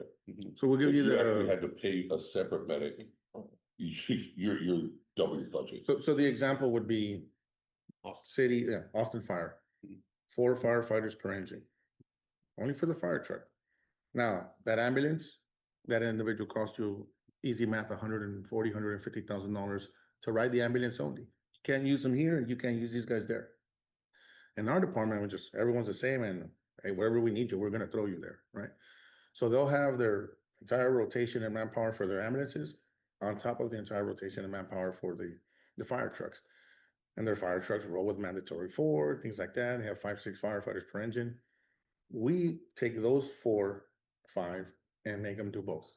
And so if we went that route, you'd have to hire, but for ambulances alone, another 100 guys. maybe 100 guys, right? So our ability to drop down from a 5-4 all the way down to a 3-man crew, which is what I was talking about earlier. We drop all the way down to a 3-man crew. That fire truck doesn't leave with less than 3 men. And we'll take that last guy and put him on the ambulance because we're short. We have that ability because we're cross-man. We have the ability to grab a guy from station 15 and put him at station 9 on a hazmat truck because he's certified. We can pull a guy from a rescue station and put him over on a hazmat truck because we're cross-band, cross-staff, cross-trained on everything. And That's why our academy is so long. One of the ideas that we talked about in the past, and it's a new group. We live on an island. Laredo is an island. We're 150 miles away from anybody that can help us. It's not like we're calling Webb County because that's our firefighters. Mhm. We have no mutual aid that's coming here. I don't know if you know that, but there is nobody. It's not like PD, for example, that has Customs, Border Patrol, ICE, FBI. They have an army here. There is nobody to back us up. That's why we're trained the way we are. That's why our academy is so long. That's why we have the abilities that we do. City of Laredo gets our services pennies on a dollar comparatively because we have the capabilities to do everything, but we're only paid for a certain small amount of them because we're limited in how many And- incentive pays we get. And we've shifted to that model, right? And that's what we've talked about. And we're gonna compare cities, but every city has gone down different roads for certain reasons. We've shifted to that model because we didn't have enough. So the guys that were riding the ambulance were riding the ambulance 24/7, just getting beat up completely. So we're like, okay, how do we alleviate that pain? And how do more of us share it? You know what? Make everyone paramedics. And that way we can rotate them. So get them off the ambulance, get them on the fire truck. Because the other problem we ran into was you spend 6 years on the ambulance, then you promote to be a supervisor on the fire truck or high ranking on the fire truck. And you haven't been to a fire in 8 years. You've maybe done some training, but you're so busy on the ambulance because we're short staffed that there's no ability to gain that experience or even get a lot of those trainings in. So we've gone to, in the past, CE online, right? And your ex-military, everything online is not gonna work, right? You're gonna have to do some hands-on. And so we end up, again, increasing the burden or the ability or the eligibility for health and safety concerns because now we're putting individuals that maybe don't have the experience to lead those crews into a major fire accident scene or things like that. So we've shifted in order to just work with what we have. And so we kind of wear it as, and you guys have heard this before, a badge of honor. Is like we do more with what we have than any other city or any other fire department. The reason why is because we've had to. Cause if we could have a D shift and if we could have our own separate EMS and our own fire, we would jump it in a heartbeat, right? And the reason why? Because it really burdens, or sorry, it lessens the burden on every firefighter, but we haven't been able to move there or even the city entertainer, because just the cost alone I mean, just look at what a D shift would cost. Let me ask this, it segues into this, is that, with the staffing, needs, immediate staffing needs, I was asking here, because I'd like all your expertise to help with this. Could we possibly not just shorten, but, get firefighters graduated and then let them, get, the ambulance training, EMS training in year one, or we do have a compression issue, the lower ranks, maybe just add a time of rank, just to get firefighters on the line, but then they still need to complete the. They need to come EMS back and get training. the EMS. Yeah, And that's where, Why, just out of curiosity, how does that help? that way you get a firefighter in less than 22 months, they get out in, I don't know, Okay, you a did, year or I'm something. gonna be honest, Yeah. when I hear anything what we're saying. Where are the guys getting beat up the most? I hear you, but at least, yeah, That's a question. yeah, the EMS, Okay, but so making them firefighters and putting them on the line does not help the guys that need the help Yeah, the most. I hear you, but I'm trying to help with staffing, that's all I'm saying. But the staffing is where I'm telling you we need them. So then you're saying. Firefighters on the fire Again, truck doesn't help yeah, me. I'm just, I need hey, medics, I'm just asking, And I'm telling because you. I hear you, but but we just had. but your a solution conversation is about this 22 months, I mean, No. we need, No, we're that's the doing city's two solution because academies. of the needs of the city. All right, Because y'all require us to have these abilities to do everything. You want us to be able to handle everything. I'm just asking a question, can And we I'm- shorten the 22 months? no, and that would be. Okay, that would- that's what I was and- asking. And here's the thing, though. No matter what we try to negotiate here, that's a fire chief's call. Sure, Chief, yeah. could you shorten 22 months? I could, but. No, I was asking because I thought, John Eric here, and he can give me some No, answers. just, I'm not speaking for the chief, Yeah, right? yeah, On its own, the EMS portion to the national registry requirements, Mhm. which supersedes what the state will allow, the state just basically kind of reciprocates what they require. That is the meat and potatoes of the lower part of the academy, aside from right. the amount of right. training that we do for fire, which is above and beyond other Yes. basic training. The 22 months is well justified, and that's even still with the guys coming on the line and still having guys on the line, making sure that the rookie medic coming out has a good mentor, has good supervision, is doing some ride-alongs to just get them to assimilate to this new environment and then help the previous academy that came out that's already inundated. Now, I'm gonna mention this one more time. All the numbers that we've looked at to this point in time are for our city alone. The influx that comes in from Mexico almost doubles the size of people that we have to service. And it's just, and that was the fire chief's question is, Chief, could you shorten the 22 months? I could, but I wouldn't recommend it. Yeah, I Yeah, I hear you, wouldn't I recommend it. get it. I know we've discussed that That's- before. So what if, I mean, you say that, and again, you say that the teams are getting beat up on EMS. Can you make them EMS first, get them on the ambulance, and then they train for fire, or what's Captain Flores, what's the time period for training EMS? How long is that training? 16 months for. Oh, it's 16 months? Yes. Yeah. It's That's what I'm saying. That's why. You get a, I was trying to do the shorter one, that's all. Yeah. I was just asking. yeah. And that's the thing is the hardest About 6 thing, months. and I'll be honest with you, one of the hardest things is letting the guy out of the academy Mhm. and then trying to bring him back in. It's kind of like getting your degree and then going and starting work and then trying to go back and get your PhD 10 years later. There's a few individuals that can pull it off, I did that. but very few people will ever go back. It's very difficult to get them re-engaged at that level. And I here's, know what I know now, I wouldn't have. and The other then, thing is people start promoting. listen, and then here's also the other risk. We get them through medic, we invest the time, the money, effort, and energy. Once they get that medic, this is when all the other Yeah. departments start like, whoa, they took care of that. Hey, come on over here. And then we present this package to you, right? So we're trying to make sure that our academy is all inclusive so that when they get here, I hear you. Yeah, I was just trying to just stretch out, that way they stay for 3 years to complete all their training or something like that, while you're getting guys on the trucks. What I'll about just the ask. pre-training? What about offering EMS training prior to coming into the academy? Say it again, Doing pre EMS training prior to coming into the academy? you took, make it a requirement? That's what you're saying, a prerequisite I to mean, join the fire department. We're you- brainstorming, yeah, so. Yeah, I just want to make sure that's what I'm understanding, a prerequisite to come in the department. I will, can I speak on that? Yeah. Yeah, we're just discussing. We have that in the minimum standards already for the hiring process. Right, as before, couple years ago, when you took the civil service test, you would get 5 points that you're a veteran, Mhm. and rightfully so. Now you get 5 points if you're a certified paramedic and a certified firefighter. In lieu of that, we're trying to do that. I will say that, the only school that trains paramedics here is Aurora College. You know, some of those students try to get in here too, but I think that's a really long-term goal for us to do, but Those we have looked into doing that. Are those students fast tracked if they were? to We've come? had that like 1 or 2 individuals, every academy we have 30 to 40, and in the last academy, we've had like 1 or 2. One right now is like a paramedic, another one's a firefighter, they come in and they fast track through it.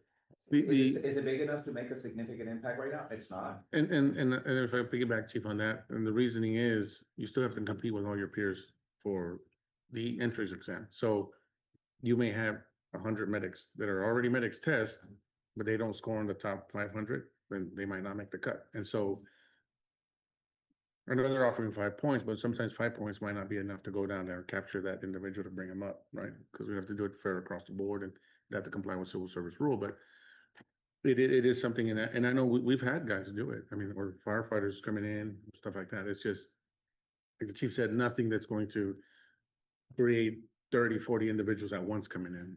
And there was a situation, or Captain Manning had said that there's wear and tear on the ambulance, right? People who are EMS. Right. So you have, what's the strength of all the firefighters at the fire department right now? It's 449. 429? Like, authorized 469, but we have 423 firefighters, and then we have close to 60 in the academy. Okay, so 423. So I guess my question is, what's the rotation like for being on the ambulance? Out of 10 shifts a month, an average maybe what, 6 or 7 shifts? So I guess at what point do you stop going on the ambulance? Once you move to the driver's position So once you're a driver, on the fire. is there a way that you can have a rotation to sort of help out the people who are on EMS? I mean, if everyone already has an EMS and that's part of the additional pay that you receive as a firefighter, why not do rotations on the ambulance? Well, once you get into those ranks, we require certain things, certain knowledge, certain experience, you have to be testing and gain those. The other individual won't have it, right? So you have to make everyone say captains in order for the captain to rotate, because then you wouldn't have personnel to take over that role, right? No department does that. Which is why at the end, we have so many firefighters to cover that, and assistant drivers, we're the only ones with that rank. But once you become, say, an engineer or a captain, then that's your role, right? So driver up. Let's just say, you know what? You're still going to medical calls, the most serious medical calls. Oh, Your cardiac arrest, your motor vehicle accident, you're still No, no, going to and- the calls, you're still using skill sets, but you're using them from the fire truck And side. so I'll give you this example. Let's just say, hey, we want our captains to rotate. Okay. Who's he gonna rotate with? Well, those firefighters on the truck. Okay, then let's make them all captains. So now they can rotate to all positions. So now you'd have to increase everyone's pay to captain level, right? Because what we don't do is, well, you're a firefighter day one, you're just gonna be the chief of the truck of the district today. They've gone there over years and experience and testing and knowledge. If you wanted to go to that model, you'd have to make everyone that rank so they can rotate with that individual, right? So we only have so many at the top in certain positions. So we have wear and tear at the bottom, let's say at the bottom. half Well, of we're the talking about, that's where ranks. most of it, or Most of the it bulk is. of it is, and this is why we try to rotate those individuals, right? So maybe, because it was Captain Manning who said that you solve these problems with money. So then if there's an issue, well, no, you said that all problems are solved with You money. hire extra personnel that costs money. Oh, of course. That's why I said that. Hire extra. You're saying let's rotate everyone into the Yeah. ambulance. Yeah, that's what I'm Okay, saying. so now coming to the Educate. fire truck, yeah, I'm saying, okay, so who's gonna be the captain of that truck when the captain's riding, or the driver? Okay, then let's make everyone captains. So now you take the 77 captains, all right. Drivers, assistant drivers, and firefighters are 320, all 320 get bumped to captain's pay, and now we can all rotate on everything. I mean, if the city wants to do that, we're, Well, we asked this just from listening. So we need more academies because it's a long academy, and then the graduates get poached by other cities. So I'm just asking, I'm not putting anyone on the spot, but what's the solution that you all, Well, there's You think multiple of- solutions. like what? Please. If you- One is you make the environment better financially, and you make the environment better safety wise. For example, 24/7. Okay. That would make the environment better. That Oh, would be so- more so- time so off. people don't leave, so people don't leave. Perfect example, San Antonio. San Antonio is right up the road here, right? Mhm. Their medics, You buy for this, medics right 24/72, Mhm. not 24/48. But we already said that's not. Right, workable. but you asked the question, Yeah, how do you yeah. do it? I mean, what's a feasible Yeah. solution for now, that's what I'm saying. Oh, Yeah. well, once again, I said, money solves all problems. That easiest, doesn't add to our numbers though. the easiest would be more Adding staffing. more man, So adding more manpower. studying hours, But we're talking we about. also need more manpower. Okay, so So adding more manpower, so that would mean. the most more feasible, money. the most feasible thing is to add those in other words, Add more academies. let's just say 50 firefighters at 100,000. Okay, that's $5 million. Where you're saying, okay, we want everyone to rotate to the ambulance. All right. Make 350 individuals captains, whatever that pay No, increase no, is. no, No, that didn't work. I'm just giving you examples of things that we're talking about. The most feasible thing is to hire the firefighters at the bottom to help offset. Right. Okay. It also, now we're going back to. Because the safety factor on Well, the foreman, and let me- the foreman. And so let me go back to what we said earlier. Every issue is going to tie into multiple issues. And so we hire them at the bottom, they feed the pension system, they help on rotation. You're getting them at a lesser rate instead of making everyone captains, for example, right? And so that helps out on rotations, that helps out for health and safety. As we go to fires, there's more firefighters, right? And so it hits multiple issues that we have on the staffing side. Okay. If we took one by one and we found a resolution for it, it would be more expensive and the accumulation of things. And Yeah, if I may, so the solution that's on the table possibly is just add more academies, and then find a way to retain them, right? If we are gonna start out as we were just discussing, right? We have a couple propositions, right? Minimum 4-man staffing is what I believe is what we like to start shooting for now. That extra minimum 4th man adds the extra staffing, adds extra as personnel. We don't have to cross another station. Now they're just from that station. Right, and then once we go beyond that, right, that takes care of the majority of some of the things that we're discussing to address these issues, as you mentioned. They captures a lot of the issues we brought up, that contributes to the pension, the staffing, the wear and tear. Right, we can do that. Now, when we start talking about other options, the other options are there. We can go 24/72, but that's something we're all kind of like saying, we're setting that up for another contract. Yeah. The immediate staffing issue right now with the minimum mandatory, et cetera, those are things that can be yeah, and when you talk about retention, the study itself put in, put in for PD, I think it mentioned something for fire, longevity, whether it's longevity pay or whether it's bonuses and stuff like that. And so, and I think the Stockton put in recommendations that other departments are doing. Now, when we talk about the staffing part about it, it's not that we haven't entertained anything else. I mean, I think the fire chief has gone to fire chief conferences. We've dealt with other firefighter associations. It's really the most effective one. That even though it costs money, it's I guess the least expensive to do, and how it helps on multiple issues, right? And that's where it's okay, it has more pros than cons versus any other model. Now, we can discuss other models, like this is what you discussed. Yeah, we can discuss that, but in order to accomplish that, it takes certain things. No, that's what I'm saying. Like, discussion is fine. We have no issue with it. Well, may I ask this, John Eric, before you leave, just in case you have the answer, I'm sorry to ask this, but how many academies, I mean, I'm not talking about just money, but how many can we do? Is it just like, fall and spring admissions, or is there Well, more? that's, We have 2 a year going right now. Right now. We have 2 a year. I think that's up to how many instructors and how much, That's what I'm saying. how much the city's willing I to. can't propose like That's 10 That's classes a a year. brief question. Okay. So. I'm sorry, I didn't know. This John Eric, realistically, but- before COVID, we were doing one academy about every other year because of staffing shortages and retirements. We're not, since 2022, we've been doing double academies. Right. 2 academies in 2022, 2 academies before that, and 2 current academies right now. The next civil service test, we are looking at possibly 2, depending on the approval. But honestly, it's a threshold of about 40 to 50 max per academy. So 100 firefighters, because there's a certain threshold that I have to have students per instructor ratio. So honestly, 2 academies per year. Yeah. That's But see, what- that could also be a change, that can be adjusted if you got more FTEs. Yes. There's a 5-to-1 student ratio when they're out in the field. There's issues Sure. that he's talking about that could be adjusted if we increase the FTEs in training, but And I- with his current. No, I appreciate that. That's what we can go back and try to work on. And that was what I mentioned earlier, because I know that's gonna help him, help the department, because like I said, we are our own educator institution. And there's a lot of pride and integrity that goes into that, and I just wanna make sure the chief understood that, so we're fighting for that also.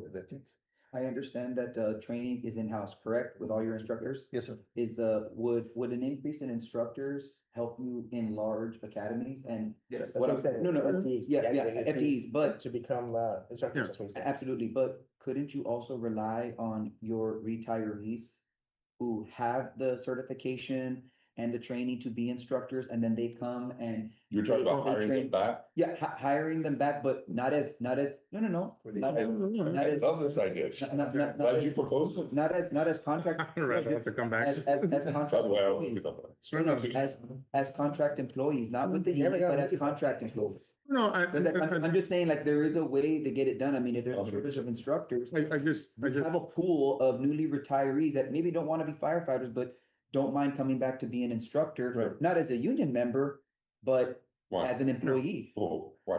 well, and I think, Because they're already getting no, retired. well, and I think what Joaquin is saying is, so you contract it out, so it's less expensive for the city, right? And you know what, that would be a fire chief question, would you wanna do that? Now, I could tell you, well, here's the thing, though. You would have all these instructors retire in a heartbeat just to contract back to make, what is it's not gonna be There's 20,000, many right? slots. That's the whole Right. question. Well, I mean, yeah, but Which is an idea. Yeah, no, no. There's any questions for them. my only fear with that is it's only so many slots, but our firefighters are like, let me retire so I can just go do that job, right? No. No, that's what I'm saying, like, we, Aggressive pension changes. well, that's what I'm like, Well, there, it would cause an issue. Now, I'm not saying it it may wouldn't not be, be worth but it for them to do that, to get that job. It just, the numbers may not, so you assume that the numbers do. no, I'm not, I'm saying, I think you would get guys to bite at it. I'm thinking you would get guys to retire for it. But that creates another problem for her, and that's what the chief is saying. That's the chief's word, like, we're so saying, like, you can even ask the chief if he agrees to it. Would you even agree to that, chief? Say, you know, I'm gonna go down that model, right? I mean, we just saw an administrative assistant here, was it, like, at 104,000, like, we were not joking on the board, we were like, we're trying to go get an office job at $105,000 at the fire department, like, hey, like, It's a little less. No. it's, You're gonna get it than that, I mean. what is the max on it, 104,000? And I'm gonna. say that, 85 you know, The positions, 85 to And 104,000, we're yeah. gonna freak out with this. So, what? A solution you could do Still cheaper. is do like the city does, where. Yes, but I get to retire. Somebody retires and then could be. Jesus, but I get to retire and then No, make they that. can retire and they're replaced back on the line immediately. You don't have to wait 2 years to replace them. Somebody could do that. That's just me. It's a possibility. Like retiree hire. Yeah, you could do that. City of Houston did that. But I can tell you, most of our departments aren't gonna wanna do that. Yeah. Most of our departments is looking, like David said, for promotions to get off of the ambulance. So that idea of somebody can retire and then be hired right back, not gonna fly with most of our guys. But I think to your point, Joaquin, as well, if I may, is that we can only have so many, we have a constraint on how many academies we can have. Right. If we contract out having an academy, I don't even know if that's possible. If we can contract another class, now we have 3, because we only have, instead of getting a permanent position, and now that's a recurring cost that I have moving forward. So with that, you have some flexibility to say, well, this year I can do 2, maybe next year I can do 4, and then next year I can do 1, so then you contract some of that. Look, If it's in. You're talking about contracting the FT instructors. The instructors. Either the right. instructors or the Yeah. contract to get in. You're also. Yeah, 'cause what you guys use- Facility that you're testing. Because you guys are using current staff to train those, right? So what you're doing is you're depleting your boots on the ground. Yes. And so that's where Joaquin's going is, okay, can I use some of these retirees, you Yeah. know, and maybe offer contract agreements? Again, there's a limited pool, maybe 4 or 3, I don't know how many instructors. And so that's something to entertain as far as, you know, building efficiency. and I could say, look, if the idea is to say, we need to hire 180 more firefighters to accomplish a goal, by all means, contract away. Right. If you're going to add FTEs to assist our members on the ambulance, to build stations and add units, and to get us to format where we need to be, go ahead and contract the 8 retirees then, right? To get that 3rd academy, why not? If the goal is to get more FTEs. If the goal would be like, well, let's just shrink FTEs, then that hurts us because now, again, they're tied to the pension system, to everything we have. And that's what we're talking about when we short our manpower, because we're based on the number of monies coming in per individual. if the idea is to just shorten how many FTEs we have, then I would say really we're not in agreement because it causes more problems. But if it is to grow the Yes, that's- department, So again, going back to. yeah, go ahead. Like if the chief can find. Fight an for individual- it balance, it's not shortening. Yeah, no, and that's what I'm saying. Right. No. We get it, that we were trying to increase. Like they said is, hey, we need a third academy this year. I need 5 instructors and 5 guys that were instructors just retired. Yes, why could you? Yeah, sure, that would be fine.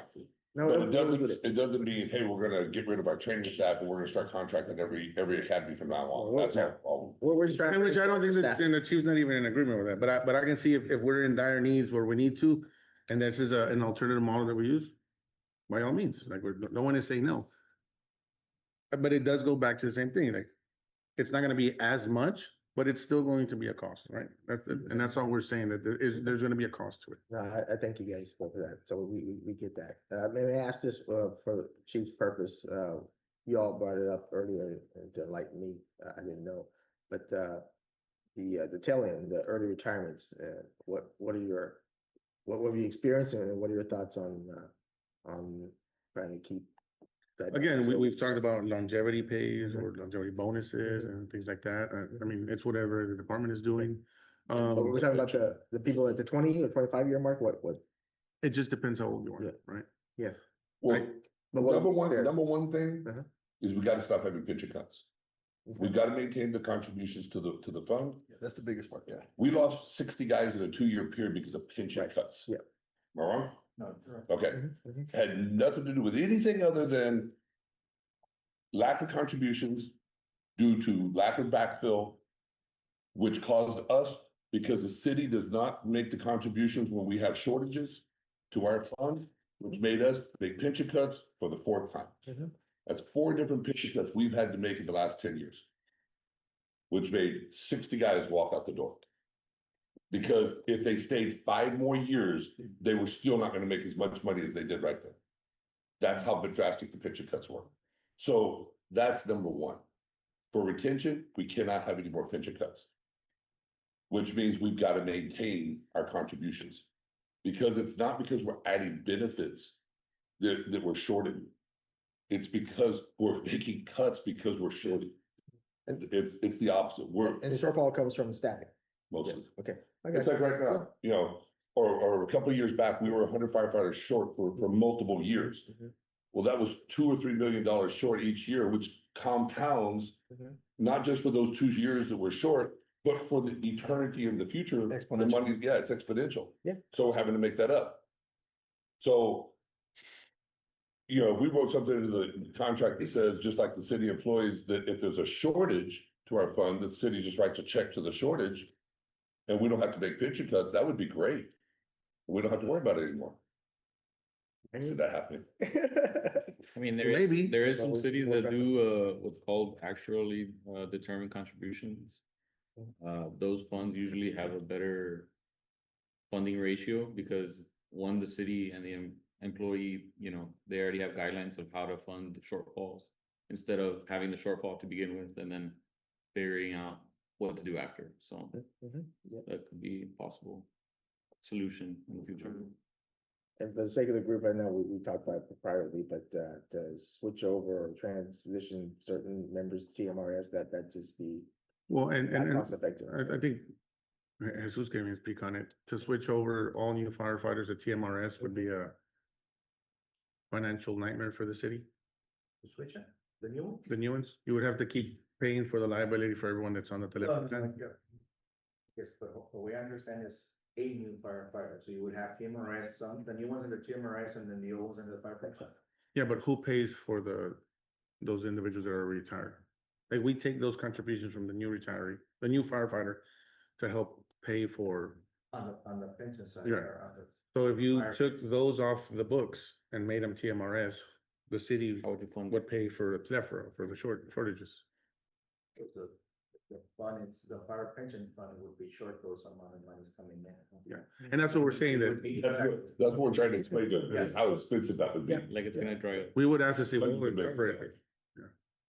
So and that's why we, I just for the sake of the group. yeah, and The other thing, I was talking with Zone and I was letting him know that we've looked at that option in the past. It was just what it would cost, it wouldn't be feasible, right? And just for the record, our fund is way cheaper for the city than y'all's fund. More lucrative. We double what y'all put in, more than double what y'all put in. It should be more lucrative. Yeah, of course. Right? Yeah, because your guys are investing in the market. But that's what I'm saying is we Fair put in enough. 16% of our money, of course. I'm so tired of hearing like, well, y'all have a big fund. Well, yeah, we put in. No, it's not a double bad double. thing. It's not a No, bad thing. It's a good used thing. against us as though Yeah. that comment right there, but it's more lucrative. Of course, it's more Well, lucrative. and- It's a lot of money. I'm saying it as in the. What I'm saying is the city puts a lot less into our fund than into y'all's fund. We put it about the same. Nope, No. no, because y'all also put in the social security for y'all, but y'all don't. But we don't do ad basing. We can have that discussion all day like we've done. See, ad pays, well, I mean, I know you're a medic, but okay. Same round. Ad pays have nothing to do I mean, with, the way, pension. the way we see it, it's for every dollar that goes into our pension. So I, Dollar forty, But the guys, city matches. I would Dollar say, for TMRS, the city matches around 3. well, guys, Again, Randall, thanks for that. We wanted to so know that's an option. what I'm gonna propose is we move forward because, I know we're not going to articles right now, but I guarantee you the same conversation is going to take place as soon as we get to the pension article, so why are we having it now? And so we can actually discuss Get this. stuck here. And so, yeah, we'll discuss this for the next 5 days in a row, but we'll never get anywhere, so. Do you want to bring up the employee health insurance or retiree health insurance and any issues that you want to? Well, and what I'm saying is Tee that up we just- have articles that we're going to discuss it, so like, why discuss it now? I know you wanted to get the points, and I think. No, we got it. Yeah, We got it. and so I think everything we're gonna discuss in the next meetings pretty much ties to all of those in one way or another. So that we just move forward. You have your presentation you wanted to? Yeah, you're gonna, on the 174, Oscar? Yeah. Cool. You need the. Yes. Like the- The slides. Told you said you were gonna tag, and you were gonna go over there. I said today, I'm gonna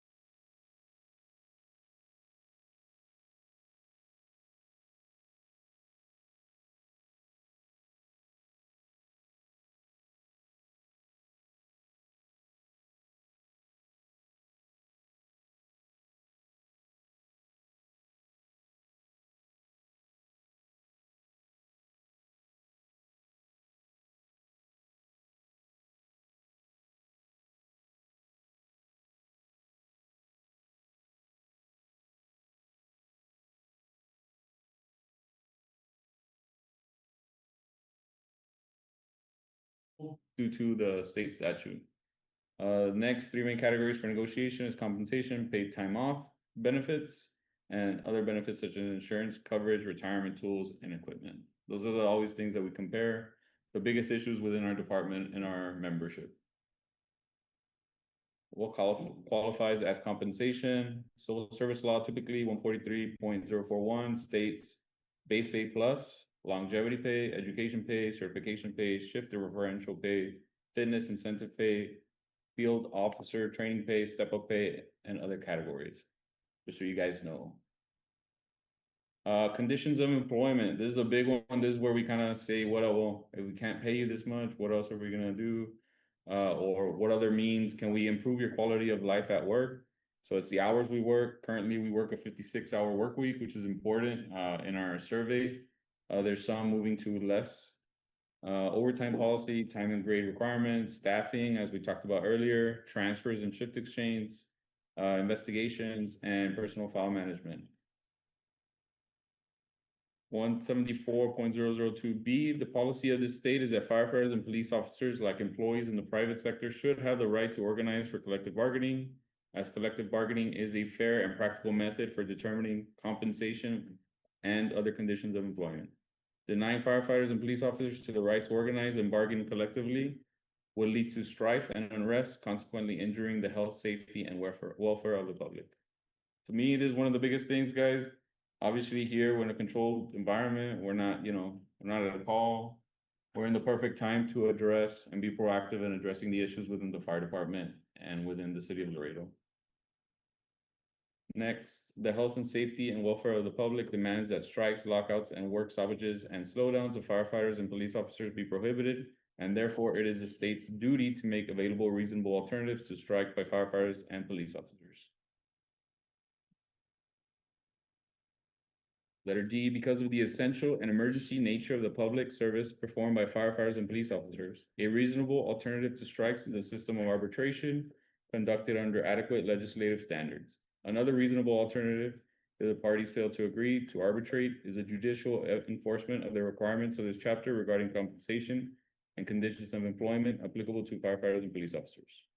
In case we get to that, we can always go to arbitration. There's been cities that have unfortunately had to go to that and had rulings as to what proposals will or will not be taken on both sides, right? They've kind of forced everybody's hand.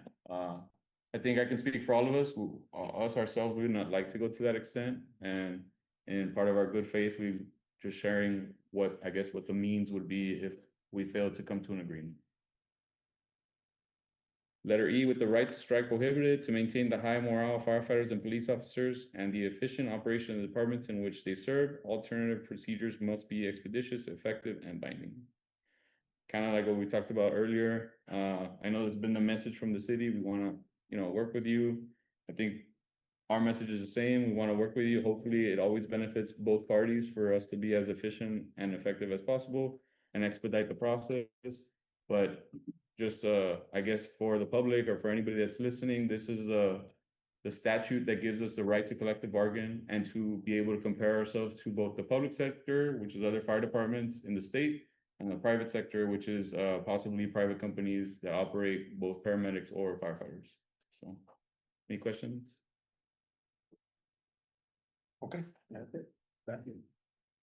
Thank you.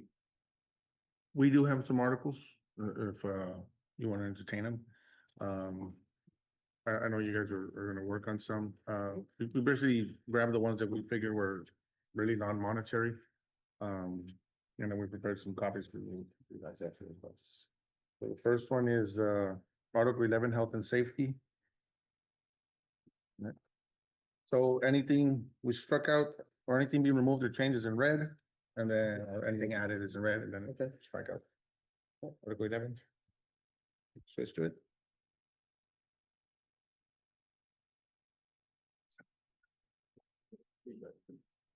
You want to just leave this with us so we can review them, or you? Yeah, I mean, we just want to discuss them, let you know what they are and the reason why, and that way you can review them later and discuss them with your team. I get 4. I can share No, I'll share with her. So on Article 11.6, Health and Safety. So currently it says if we're required to implement, to submit a blood or urine sample pursuant to city drug and alcohol policy for post-accident, post-injury. Basically, where the firefighter will not be allowed to respond to any emergency calls or operate any machinery and or vehicle, or may be placed on administrative leave as deemed necessary by the fire chief. Currently says with or without pay. This is in cases where like an accident, things like that, and we understand why we're taking the firefighter off the truck. We would just not like to see that they're being held without pay, because there's no basis to believe the firefighter was under the influence or anything like that. If there is, there's another avenue on where we go to where the supervisor can question it and ask for it.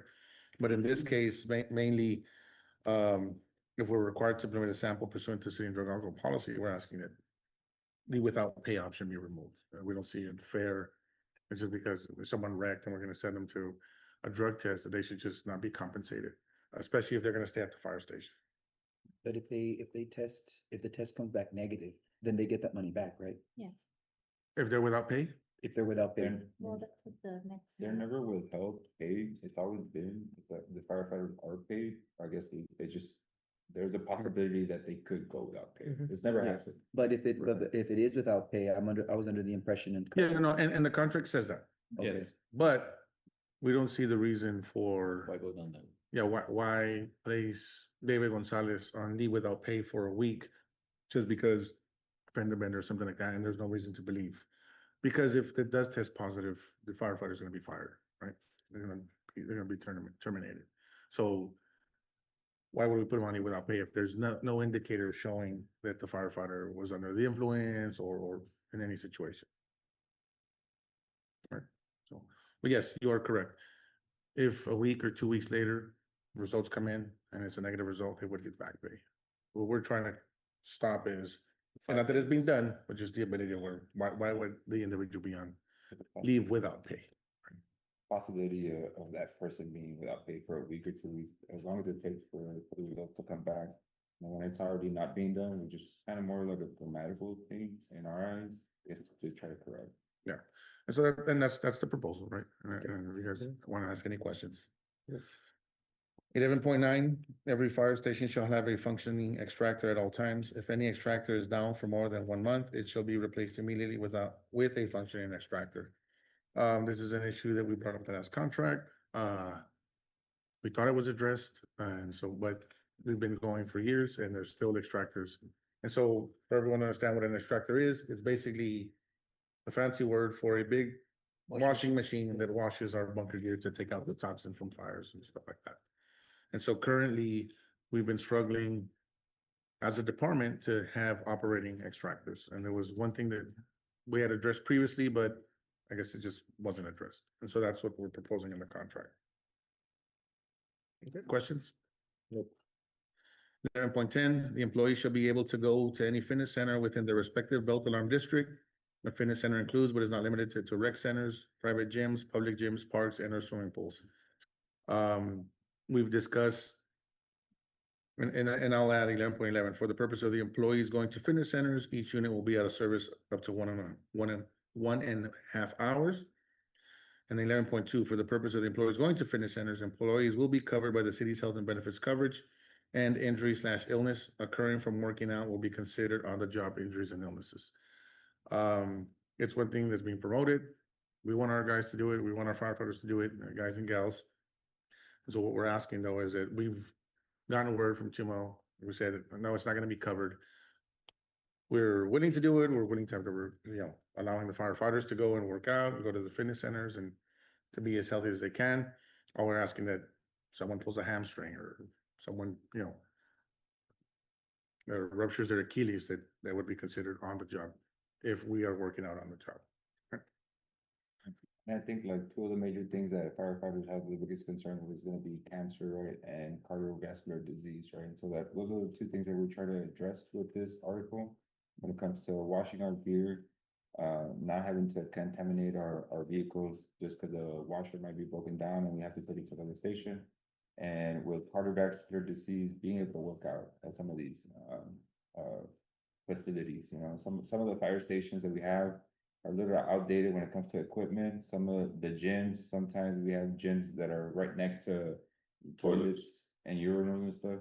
Yeah, and the equipment is just, it's expensive, right, to buy and to be able to maintain, so I don't think we've maintained throughout the years when it comes to equipment. So I guess since the city does offer a lot of gyms and rec centers all across the city, it's one of the things that we're asking for our guys to be able to. Well, and then you also have the issue now with the women's dorms and restroom issues. Some of our gyms are in restrooms. Like literally, that's where the gym equipment is in the restroom. So now having to be able to lock the door and separate the genders in the restrooms and everything, it becomes more of an issue to try to even get the workout in. And this is, again, solely designed for responses to what helps for PTSD and the stresses of the job. As far as again, we go back to the health and safety is all tied in, so that how we can make our firefighters healthier and safer, especially on the calls. Conversation always comes up, you can do it off duty, and yes, that is true, but we compare with other departments, almost every other department allows it. Over, a lot of other departments spend on actual gyms.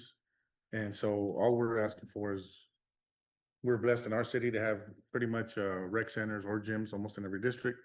Just the ability to go and get that work in. I don't know. I know the chief has brought up some issues in the past about health and safety and things like that is when it comes to fitness. And so we're just trying to alleviate some of the, I guess, call it constraints that we have when it comes to that. And I think like one of the perfect examples, like my station where I'm at, I'm on Celito Lindo, Station 14. They built a Planet Fitness right next to the station, right? It's walking distance, right? Compared to the gym that I have, really small, and we just got new guys at my station because the new station over there by Cuatro Vientos hasn't been built. So we're about 12 guys there at the station with a small gym, and we have a brand new gym right next door. And so we're just asking for the ability to be able to go across the street, walk over, and we still respond to calls if we need to. That's what we're not saying we wouldn't. It's just saying for us to be able to maintain that physical fit. And on top of all of that, we've had word from council to maybe kind of curtail maybe some of the weight issues with firefighters and stuff like that. We believe this will assist and help, right? I think y'all look great. Well, thank you. Well, thank you. Thank you. But that's the reason for all of those basically multiple articles. So the last one is 11.13, the mutual aid agreement or agreements, medical/life coverage. Whether a mutual aid agreement exists or not between the city of Laredo or the Laredo Fire Department and any entity or organization outside of the incorporated city of Laredo limits, including any area or areas within the incorporated city of Laredo limits that are not part of the actual city limits, the employer will be held responsible for any firefighter death or injury of an employee that is deployed, sent, or ordered by the Laredo Fire Department and leave the employer's jurisdiction under the city's directive. B, the employer is responsible for said firefighter, and the employer shall fulfill all rights and obligations as if the firefighter suffered the injury or death in the employer's jurisdiction. The firefighter will hold and receive all benefits and rights, whether injured or deceased outside the employer's jurisdiction, as if the death or injury occurred in the employer's jurisdiction. So what we're asking is, we're trying to memorialize what we've been told by the city repeatedly. If we send you, you get hurt or die, we got you. I put it into the contract so that's there. We've also filed legislation so to kind of do the same and solidify that there are different variations, whether there's an agreement or not. We've had multiple discussions on it, whether what holds or not. We just feel that if the city stance is, if I send you to a fire, I send you to Lake Casablanca, which is not the city of Laredo limits, it's the state, and my guy dies or my firefighter drowns or anything happens, that the city of Laredo will provide the benefits to that firefighter's family. And so we've been told by the city that the city will do it. We're just trying to memorialize it into the contract. Okay? Questions, comments? Okay, next article. Let me give you a copy of that, right? What number is it? 14. We have Article 14. It's under probation period. There are 4 copies here. John Eric, will read this one.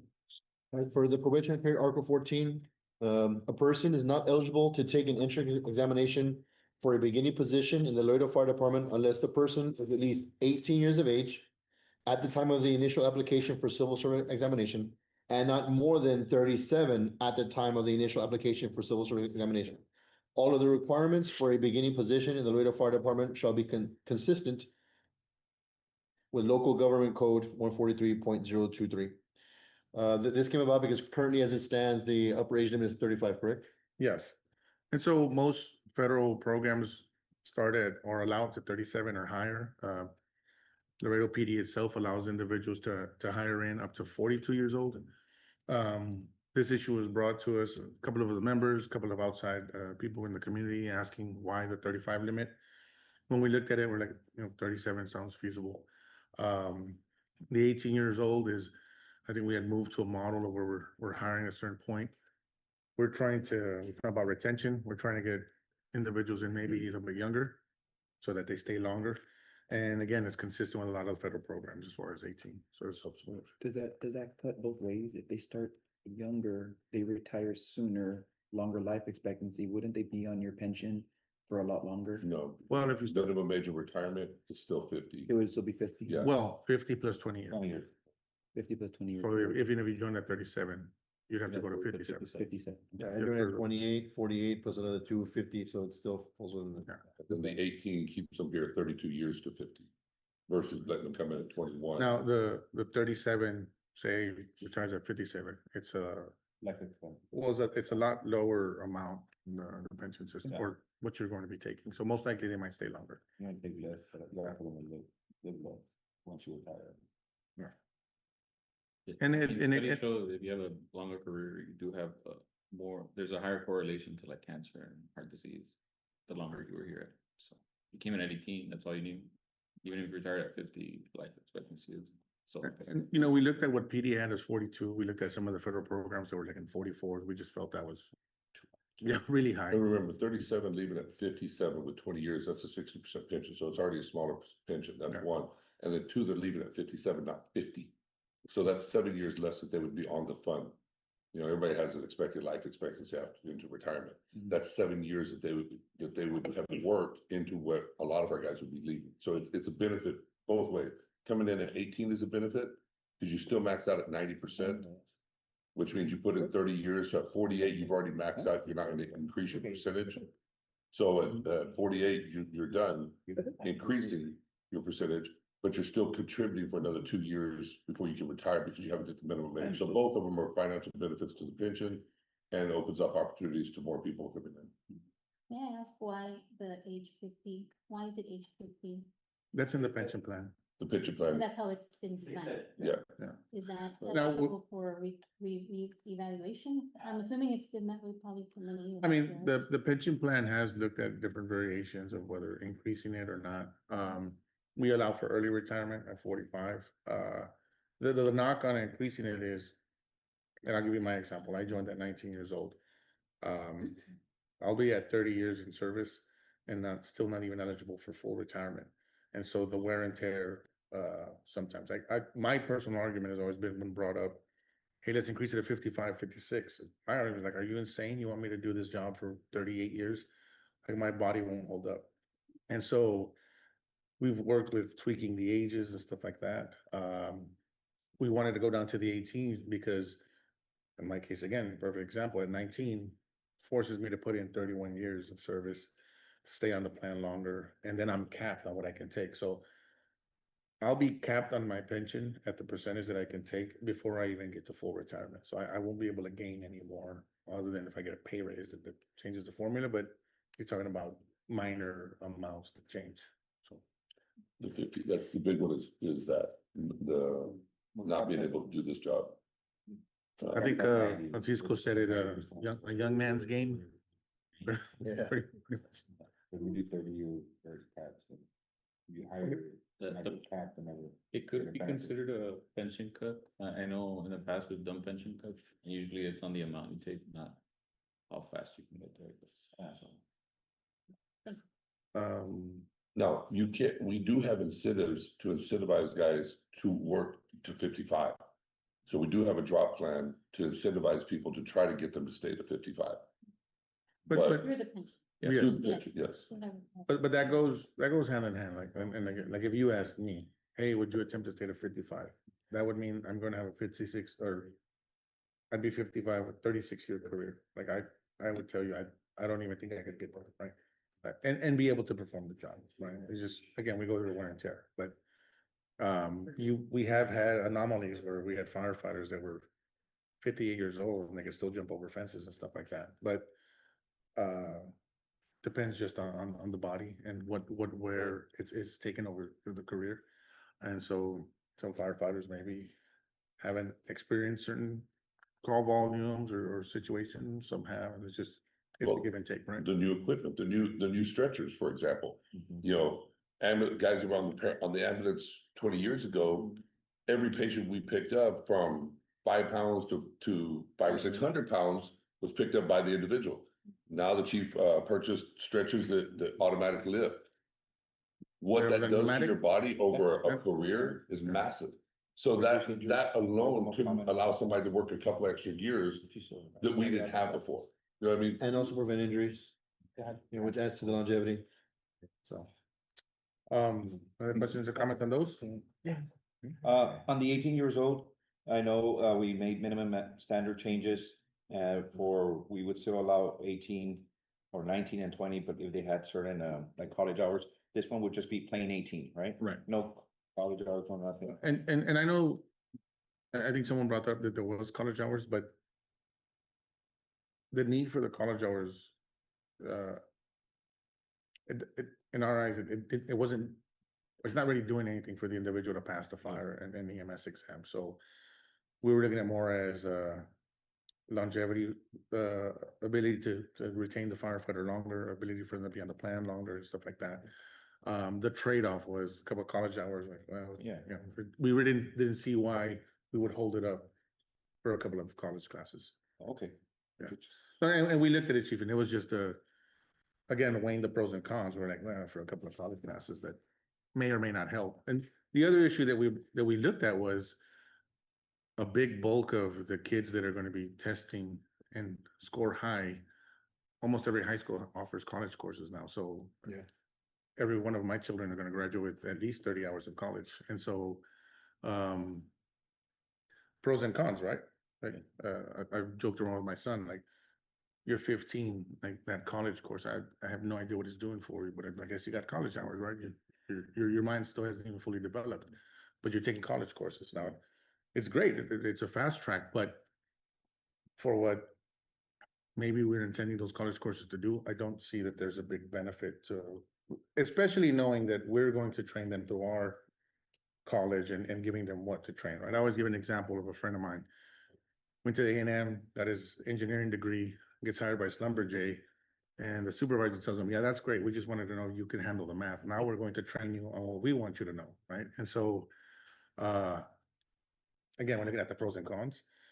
We didn't see that the ability for us to retain a firefighter 2-3 years longer, you know, put into the system, stuff like that. They're just by having those college courses, like what would outweigh that benefit. And I think a lot of these college courses came up because of the EMS requirements, if I'm not mistaken, right, Chief? And we're not requiring those classes specifically. We're just saying hours right now. One of the reasons that we went up in age, and when we did, you know, I had a lot of internal talks because some of my higher rank personnel came in at 18, you know. But one of the things is talking to training is we have noticed that the ones that would resign in the academy are usually the younger ones. Because maybe they don't have the maturity level or the desire yet. I mean, there's a lot of different factors, of course, but that's one of the reasons that we went up. I was just asking the question. I know I'll discuss it back. And I will say this, Chief, and I've had this argument in your past. I've done contract negotiations for a long time. I've had guys on our team that have wanted to raise it because of maturity level and poor decision making, and I agree. 19, you know, district chief right over here, you know, came in at 18. You know, I don't think age dictates maturity. I think life experiences and things have way more to do with your maturity level, you know, than anything else. And to eliminate somebody just purely on, oh, you're 18 and a half, you're not quite there yet. But wait, I've lived a hard life and I am very mature and I've had jobs since I was 16. And, you know, I didn't just come out of high school with no outside job. Yeah, but we're not taking into your 18.5. No. That, it eliminates a Well, lot of individuals that they and- ended up being and great not to. To piggyback a little bit on that, the life experiences, right? You know, we're looking at 18, but if we did 20 years old, like, because we've had this conversation with past administrations, from the fire department. Like, well, what about work experience? Well, what about if they had military, right? What if the individual went to high school and did ROTC and mechanics, right? Or, you know, other programs Team that are sports. maybe not counting as college courses, but maybe offered a lot more ability for what a firefighter required than a calculus class, right? And I'm not knocking one or the other, I'm just saying, when we looked at it, and in the past, when we looked at it, college courses alone, we didn't feel gave us what we needed. And like to echo what Randall said, as far as the maturity levels and stuff like that, you know, we're in age and the number is not really going to be able to place, I guess, the onus of what we're looking for. And so that's why when we looked at all of that, Yeah. like, you know what, we don't know if those pros for the college course outweighs the cons on what we needed to do or why we're designing the article a certain way. I mean, cities always, I'm sure will counter and bring something up. And y'all never had specific college courses, if I'm not mistaken. No, and we did put there, they were in the military, they were still able to come in. Right, Because but we- what I'm saying, we looked at the originally, the different college courses. courses were for the EMS program for National Registry, because National Registry was gonna require certain Oh. courses. So that's where the original college course entrance coming in was gonna be required. It was trying to save the department time, getting them English 1 and let's say, chemistry. There was some specific courses that the EMS program was gonna require. No, not really.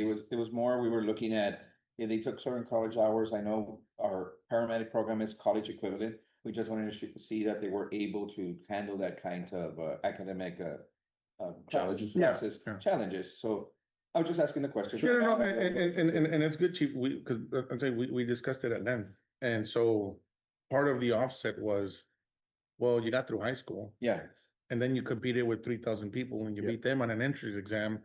I think you might be, Physical I think you agility. might be smart enough to pass these things. In other words, if I went and took basket weaving and got a C, would that give me any, a leg up on anyone, or yeah, less if I competed against 1,000 people and I score number 2, right? The college course, whether I had it or not, really is not going to dictate how much I can handle, as far as academically through the academy. And so I think the individual has proven because they scored so high, right? So that's how what we viewed it as, and like, but we didn't feel that outweighed the benefit we would get from it. okay. Yeah. Next article is Article 18 under uniforms. 4 copies. The general idea with this is that we move from buying our own uniforms and kind of going to what as we're calling like a master, quartermaster.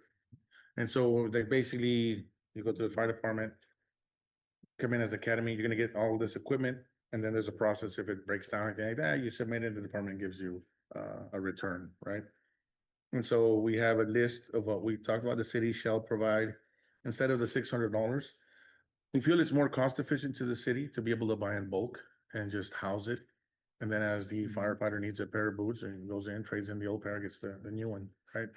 Instead of waiting every year and having to order and going through the whole exercise of who we're getting, and then we go out for bids and stuff like that, but we feel that it'd be more cost efficient to the city of just being able to buy certain products and house them in bulk. The city can provide all employees upon graduation the following uniforms, gear, or tools, and we listed them there. Fire department t-shirts, 4 pants, 2 shirts, 2 work boots, 1 windbreaker, polo, down the line. And then at 18.2, kind of addressed and cleared up there, where the main, when an employee needs to replace any part of the, as we put uniforms, gears, or tools. Right. And then we scratched out the garments, put in uniform, gears, or tools, kind of like clean up the language to match it, right? There's a bit page there. Oh. One of And the then, biggest problems with, I'm sorry, no. the 3rd page is basically what the city shall provide for cadets, right? And because the article didn't reference the cadets. So the city would buy it, provide it for them, and as it broke down, we have an ability to come to the department, replace a t-shirt or a pair of pants or shoes, anything like that. Getting away from the business of the firefighter having to decide what he's going to buy and things like that. It's clearly more, hey, this is our uniform, this is our gear, and we get it. We didn't include it in there, but we did want to discuss maybe having a committee that we've historically on and off had a uniform committee where the union appoints a couple of reps and the department to kind of like select the quality of the uniform.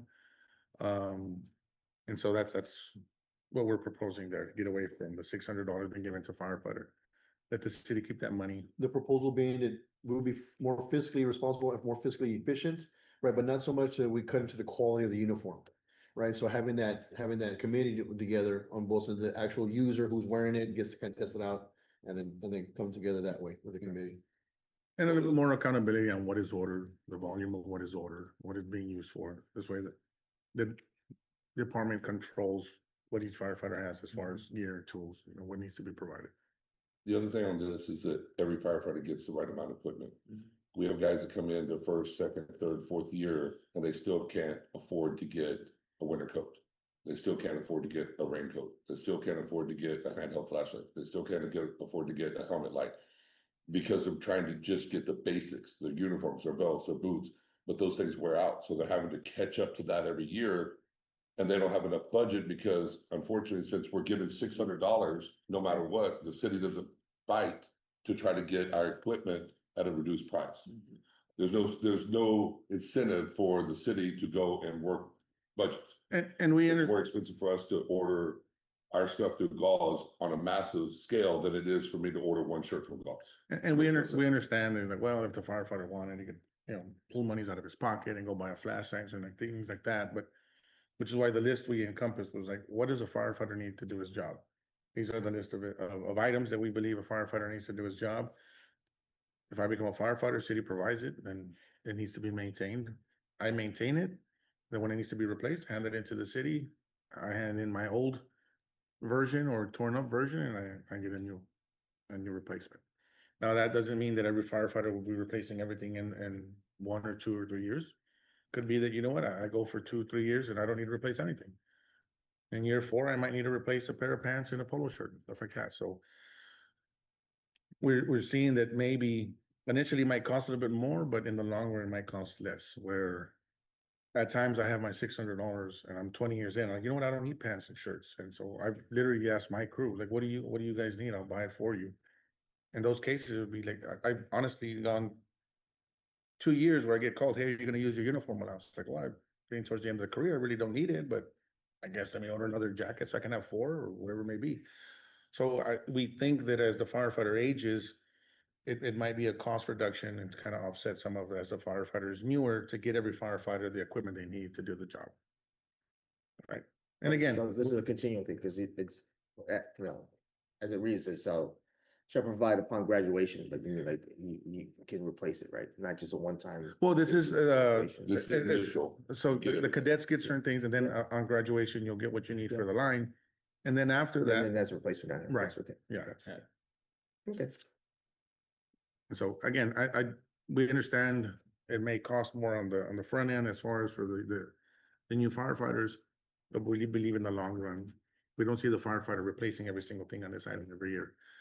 On top of that, if the firefighter is, parts you can always say, like, it's very funny that you keep breaking a flashlight or you keep losing a flashlight or things like that, right? So maybe we can look into that, but at the initial glance of it, it's intended to be a one cost reduction, allow the department to actually maybe negotiate better pricing and even shop it around us. And so this way the department just gets what it needs, houses it, and again, like a quartermaster. There may be 1 year where, hey, we can get pants at half the price and order in bulk. We have them in stock. We know everyone's size. So things like that. And we've tried to do this in the past. If you look at the articles that's in the contract, we tried to break up the bid so that more companies could bid, because there was very few companies that could bid on both boots, uniforms, belts, glass, everything. So we tried to break up the bid in the past, trying to get better pricing. Still hasn't been done. Yeah. We're still with the same one company. We're still with the same sole vendor. We're still the same issue. It's a problem. You know, our shirts, when we had $600 allowance, used to be $15 a shirt. Now they're $45 a shirt. Same allowance. So all the changes is we buy less and less and less. Well, and you know, and you touched on it, and the funny thing is that I can buy a T-shirt from Gauss at a much less rate than if I go to the department to get my uniform T-shirt from Gauss. So it's That makes sense. yeah, to a certain degree. So I can go buy a T-shirt, say at $20, but Gauss to the department sells it to me at $30. And so, again, we feel there's room for improvement there. We're not trying to control it. All we're saying is, you know what, give the fire department the ability to operate in this manner. Any questions on that? Now, keep in mind, I know I was gonna ask earlier, have we ever checked the climate of the firefighters? Again, we go through our process. We have our general meetings, we have discussions with the membership at large.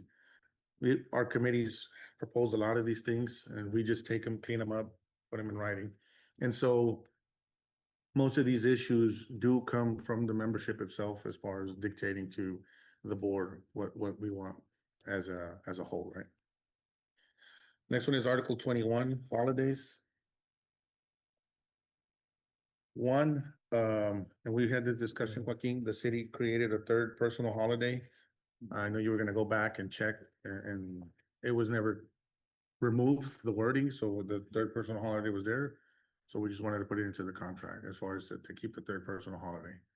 So I think that that's approved every year by council, and it is a continuing, so that So the wording, ordinance, that ordinance is only good for a year, because that ordinance gets redone every year at the budget time. So what this would do is it would add a third personal holiday, even if there isn't a new ordinance that gives a third holiday.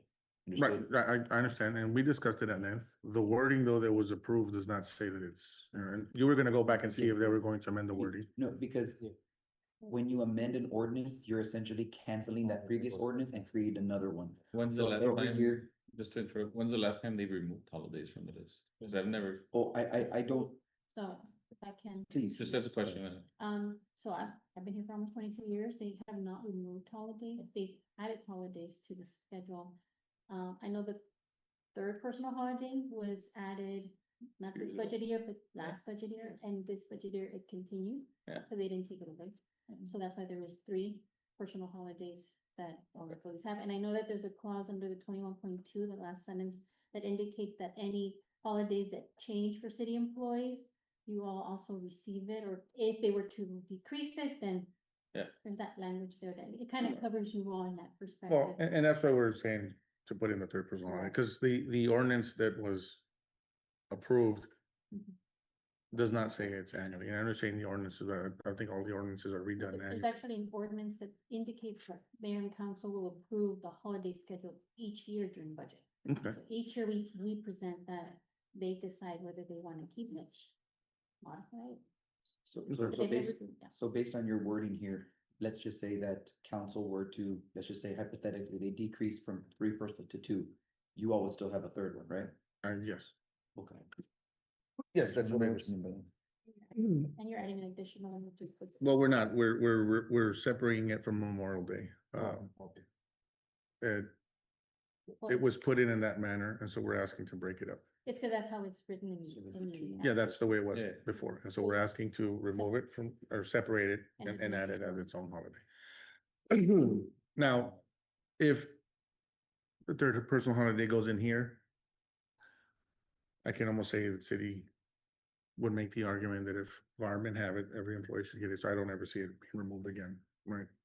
To be honest with you, so it's there, we're asking for it, and so in essence, it would lock it in for all city employees. This is why we're proposing it. Because I don't see council saying, we just approve it for them and now we're gonna take it away from the city employees. Right? Yes, no? Maybe? Okay, well, maybe. Well, that's our proposal, right? And then do we have? It's 2 holidays, yes, 24 hours for those on shift, 2 8 hours for those not on shift. Next one is Article 22, annual leave vacations. 4 copies.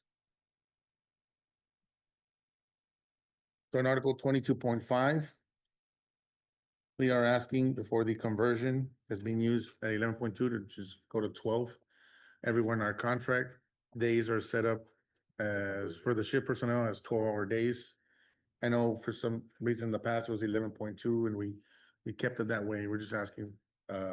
There is an issue is when we're moving back and forth on those hours and how it lessens the actual accruals. So we're asking it to be for 12 hours. Rather than, Yeah, I mean, no, I know you got on it. yeah, the movement of. The problem is the whole conversion was set up for a dollar amount. It was set up if somebody has 1,000 hours of sick leave on the line and they get moved to the office and they have 1,000 hours of sick leave. And they sell them back, they have the same dollar value. That works, that formula works. What doesn't work is we use a conversion of 1.5. An 8-hour shift in the office is a 12-hour shift on the line. So what we should be doing is if you're on the line and you get moved into the office, we should be dividing by 1.5. And if you're in the office and moving to the line, we should be multiplying by 1.5. And we should do that your entire career until it comes time to sell your sick leave at the end of your career. Then we should be using the other formula. So we have articles in our contract that talks about, let's say, overtime. Overtime in the office, we have policies where we've written policies that say, if you work an overtime in the office of 8 hours, that's equivalent to 12 hours on the line. So it's multiplied times 1.5. We have articles in the contract that says a day on the line is 12 hours, a day in the office is 8 hours. It's the 1.5 ratio. We use all of that. We should be using all of that, converting guys. Like if I'm on the line and I have 500 hours or 400 hours of annually, and I move into the office, it should be divided by 1.5. If I move from the office back to the line, whatever I have left should be multiplied times 1.5. Where this formula was created was for a dollar amount. It was specifically, there was a time where guys would want to get moved into the office in order to sell their sick leave back at the end of their career. Because the hourly rate in the office was so much higher that we had to come up with a formula that didn't give them a 1.5 ratio. It gave them an 11.2. Well, and on top of that, when you moved from one way to the other, it was 11.2, then moving back, it was 12 hours. I remember it was, and so I think the decision was just to make it 11.2 both ways, but the hours now don't transfer the way they're supposed to when it's 11.2, because going from one division to the other, we don't use 11.2 anywhere. We use the 12-hour day as the 8-day equivalent, or the 8-hour day equivalent, 8 to 5. That's why we're asking for the 12. So we have to separate the two. Anything else for now? No? I'm listening. All right. Article 22.7 and 22.8. Again, one of those things that we looked at as far as what the comparison or the study brought, mainly every other fire department has. We also compared to our local PD contract, to our other city employees. And just like we said in the holidays, if we lock in the third holiday, most likely the city will lock it in for all city employees. We feel that it's a proposal that is good for everyone. On this same token here, police officers and other city employees are allowed to roll over annually. So we're asking for employees should be allowed to roll over unused annual leave up to 480 hours per calendar year. Where we got the 480, we didn't look at other cities, any other departments. We just looked at here locally, and Laredo PD is allowed to do it, and I think city employees as well. So we just asked for the same thing, 480 hours. 22.8, if an employee is unable to use all annual leave during the calendar year and the unused hours are more than 480 hours, the unused hours shall be rolled over into association business leave. Keeping the same language, but except that if the rollover is allowed, anything over 480 will roll over into ABL. We don't foresee that happening, but we just, in order just to clean up the article to match 22.7, we did that. Questions or comments on that? And again, we have LPOA's contract. You can check it. It's 480 hours, which is mirroring what the police officers have here locally. Okay. No questions on there? All right, 22.11. Just a note on that one, and I think Carol can clarify a little bit. The 480 that we have for our regular employees, is only for the employees that came in prior to Prior to October first of 2018. 2018. And Anybody? anybody hired after October first of 2018 can only accrue 176 hours a year. Anything that they don't use before the end of the fiscal year, they forfeit those hours. Right. The same thing with and I'm not gonna go into the sick leave, but for annual leave, that's how it is for our full-time employees. The other ones are grandfathered in, and they've hired prior to, and accumulate up to 480 of annual leave. Any excess goes into their sick. Is that also for PD? No, PD is at 480. PD might be, And what we looked at, this was that, Actually, But I- that's but I need- 1,000 something that you all, than the employees, some of. No. No, the rollover is Sorry. So look, we took the hours straight out of LPOA's contract. This is what the PD has. And every city employee is allowed to roll over annually. Well- We've never been allowed, and we've Yeah. proposed it in the past, Some right? agree. And so we're just Yes. asking, right? And so when we compare it to other fire departments and other collective bargaining agreements, they're allowed to roll over annual leave hours. And for whatever reason, when we proposed it in the past, the city never wanted to do it. That's whatever reason they had at that time. Currently, everyone around us is allowed to do it other than the firefighters in Laredo. We're asking to roll over the same amount the police officers are rolling. Yes. 22.11. For the scheduling of annual leave, kind of what the issues that have come up as far as, what we've run into, chief, or, we discussed this with the chief as far as increasing slots for those on annual leave. We wanted to amend the formula to allow more annual leave slots, so individuals could take annual leave. What ended up happening is some guys or some firefighters will not take annual leave, to a certain degree, and at the end of the year, they run out of slots eligible. The fire chief in the past has proposed to increase the number of slots. All we've told the chief is like, you know what, why only do it for a month or two? Just let's amend the formula and increase the slots for the entire year, right? So instead of the fire suppression force divided by 6, we're asking to move to 5, right? And then additional, instead of 2, 4 slots be allowed for district chiefs and their backups. And that's not to basically be counted with the formula that we just mentioned. And those are 5. And the backups would strictly be on the district chief calendar. For Right. those of you that don't know, there's a captain for every help station that is the backup to the district chief. This would basically put them on the same calendars as district. chief. And that's why we're increasing their slots, so they'd be allowed to take those slots. And freeing up more slots for the other personnel that are not backups and district chiefs. This is a request that administration has made in past, we've discussed it, and so some of our members have brought it up. The chief has brought it up, all we're doing is like, you know what, sounds good, let's just do it for the entire year instead of just for 1 or 2 months. Moving on to letter E, the same thing, for the backups and the district chiefs, going from 2 to 4. Moved on to letter K. All employees will have the option to either take a vacation cycle or use annual leave hours as specified in Article 22.9. Currently, we offer firefighters to be able to take vacations, and so it's 5 shifts. So depending how many years you have in, you may get 17, 18, 19 shifts. We've kind of. Generator gonna kick in? Did it feel cheap or what? And going into the budget, Yeah, yeah, it's a generator. Yeah. All right. No, we need to take. Probably last connection with that. Yeah, I already went down. Well, check it out. Is the laptop? What, the light is turning? No, it didn't turn off, it's still on. Yeah, it's better, but this is coming back on, or it's blinking. The generator. Kicks in. That's why it's called the owl. Go ahead, that's why it's called the owl. I just thought that was one of our guys. Hey, Additional power source.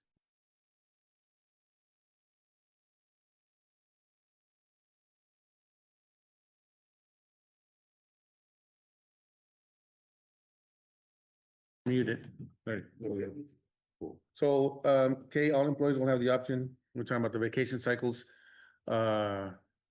This chief and past chiefs have allowed some employees in certain programs to allow what they call break up the vacation cycle. All we're asking is that the firefighter have the option, if they want to take a 5-shift vacation cycle and the rest treat them as what we call floaters to take as they may.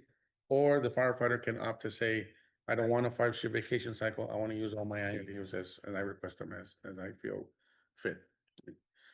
Letter L, annual leave may be requested up to 120 days prior to the scheduled day for leave. Some of our firefighters brought up in the subcommittees that we have a 60-day notice now. I said, well, allow us to request annual leave further out. So, each committee tossed around certain ideas. This was one of those issues that multiple firefighters brought to their subcommittees. So in essence, instead of 60 days out, firefighters can request a day of leave up to 120 days out. So we doubled it. Any questions or comments on that? What's next? Funeral leave. Article 25. Article 25 is funeral leave.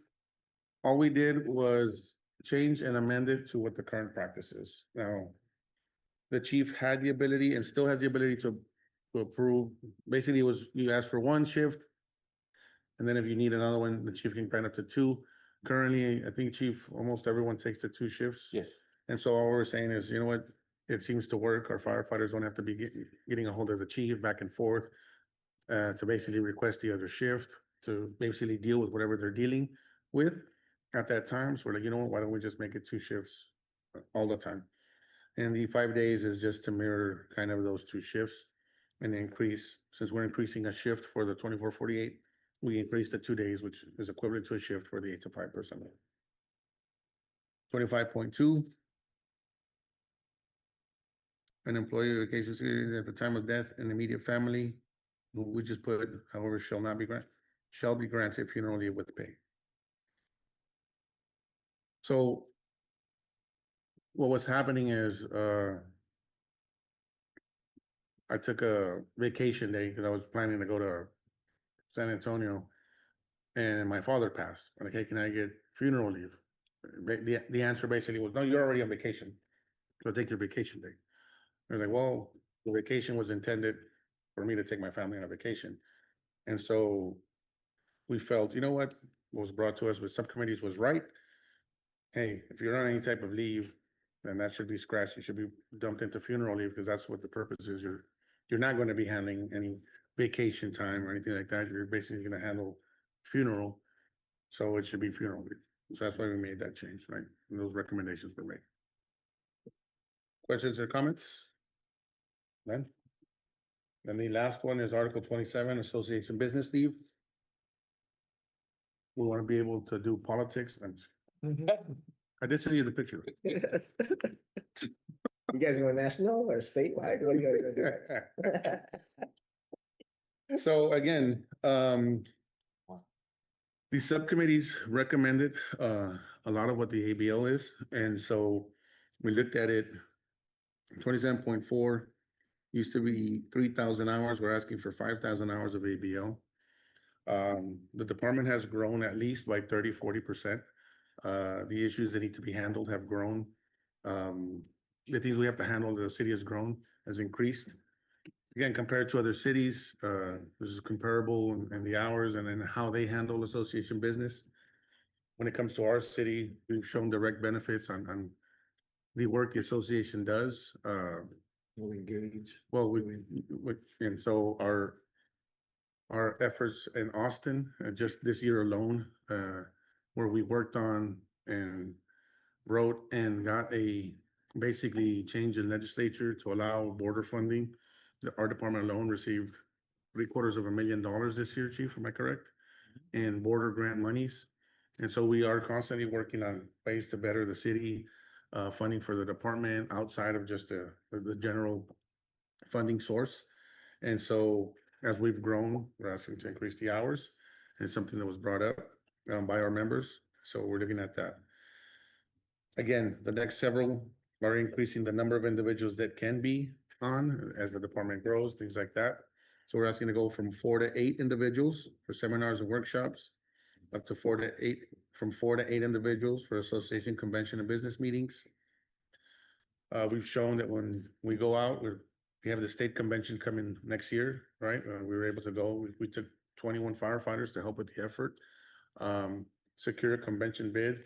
And so next year, we will be having the Texas State Association. Texas State Association, 50th Biennial Convention in Laredo and how that benefits our city. And so this directly works into or ties into some of those things, right? When we're asking for these issues and to increase the number of members, right? 27.5, again, is just to match as we change one article, the other changes. So in the event that not ABL hours are used, up to 1,000 hours will roll over for use within the following year. However, no time the ABL allocation exceeds, again, instead of going from the number 4,000, we went to 5,000, just because the ABL, we're proposing the ABL hours to increase in case they roll over, right? 27.10, the association may hold meetings pertinent to association business on fire department property, provided such meetings are not disruptive of duties or the efficient operation of the fire department, provided that permission for such meetings is obtained from the fire chief or his designated representative. The fire chief agrees to work with the association to schedule 2 general meetings per year. This was in the contract. It was never negotiated away. When we looked at the last contract, for some reason, the sentences were dropped. It's a current practice. We do it every year. The chief can answer to that. The old article used to say 1 meeting. We've currently been having 2 meetings just because of the volume, again, of the issues and the number of firefighters that we have. And so we're asking to put the article back in. The general meeting has proven to be beneficial when it comes to operations. Almost every general meeting, we invite administration to come in and discuss issues for the department, and then followed up by the association. So again, this is not something new. This is something that we've been doing for at least over a decade. And so we just wanted to put the clause that was dropped for some reason back into the contract.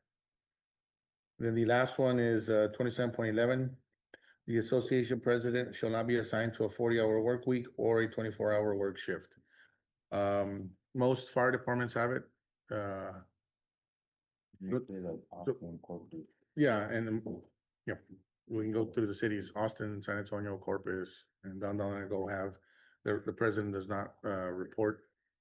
I was surprised when it came through the subcommittees. I can be honest with you. I did not propose this as president. It came through the subcommittees, and so it's why it's on the basically proposal. What it allows to do is that the president historically is the person that takes most leave, and so if it's not assigned, it allows the department to go ahead and assign whoever they need to fill that role, and that individual, basically whoever is the president, handle the business of the association.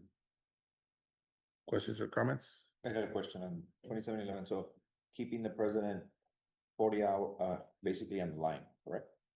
No, the president wouldn't report to the office or the line. It basically reports to the union's office.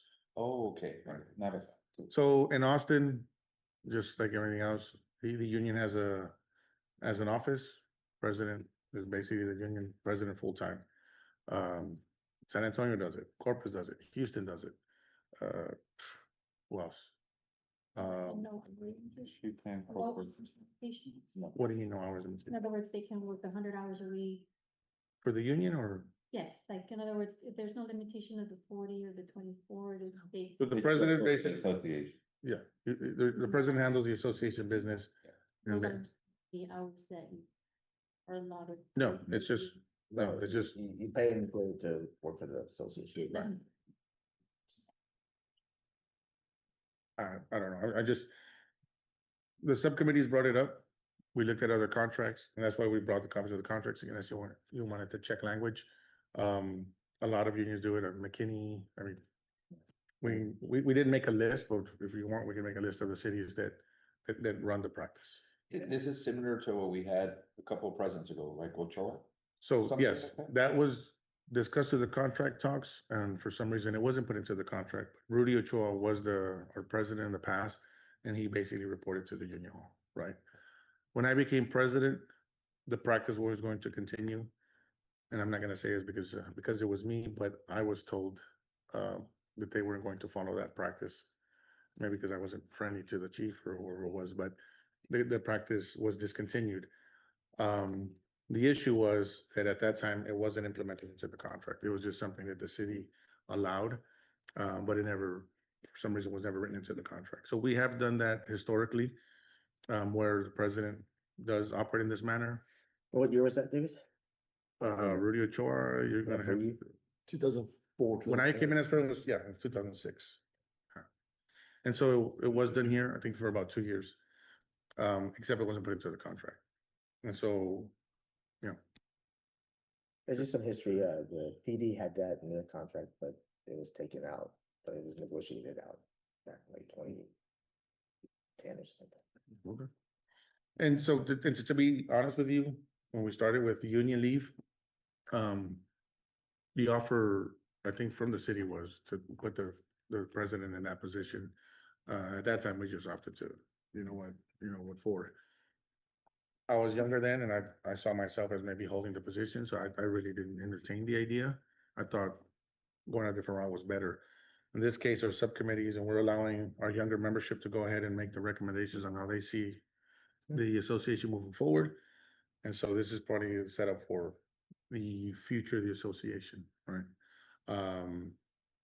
But yeah, it's not something that's not common, and it's in other contracts and a lot of other departments have it. Did you also discuss about, or the other cities about like the requirements for like the president, like trainings? They have to keep certain certifications, like we have to go to those. stuff. Well, in order to be a firefighter, you would Yeah, have to that's right. maintain, yeah, I mean, All of that was considered. I guess. well, if you don't, I mean, Yeah, no, that's you'd have to be a firefighter to be the president. Yes, that's right. And so you would have to maintain your certification. Yeah, that's why. I mean, and that's wording that wants to be introduced. I don't see a problem with it. You have to maintain your certifications, Cs. Maybe schedule, there's trainings that you Yeah. might have to attend, and you attend the department's trainings, right? Yeah, so I don't know what the subcommittees discussed at length. Yeah. Right, but when it was given to us, I kind of figured that, yeah, Yeah, you would be required to do. I think that it came about because the body of work that the union president, as it encompasses, it's been demonstrated to the membership that it goes above and beyond just or even our initial community at the state level, and then even at the national level in some respects, now with the county also. And so so as we're sending out some of our members also to these trainings and these seminars, and they're conversing with other individuals from fire departments, they actually get to meet the presidents themselves, like, well, how do you do it over there? And he says, well, I'm on my own, I do my own things. Like, what? And so we have multiple members, why are we have it this way? And so then we go back to our history of Rudy Ochoa, we start explaining those types of situations.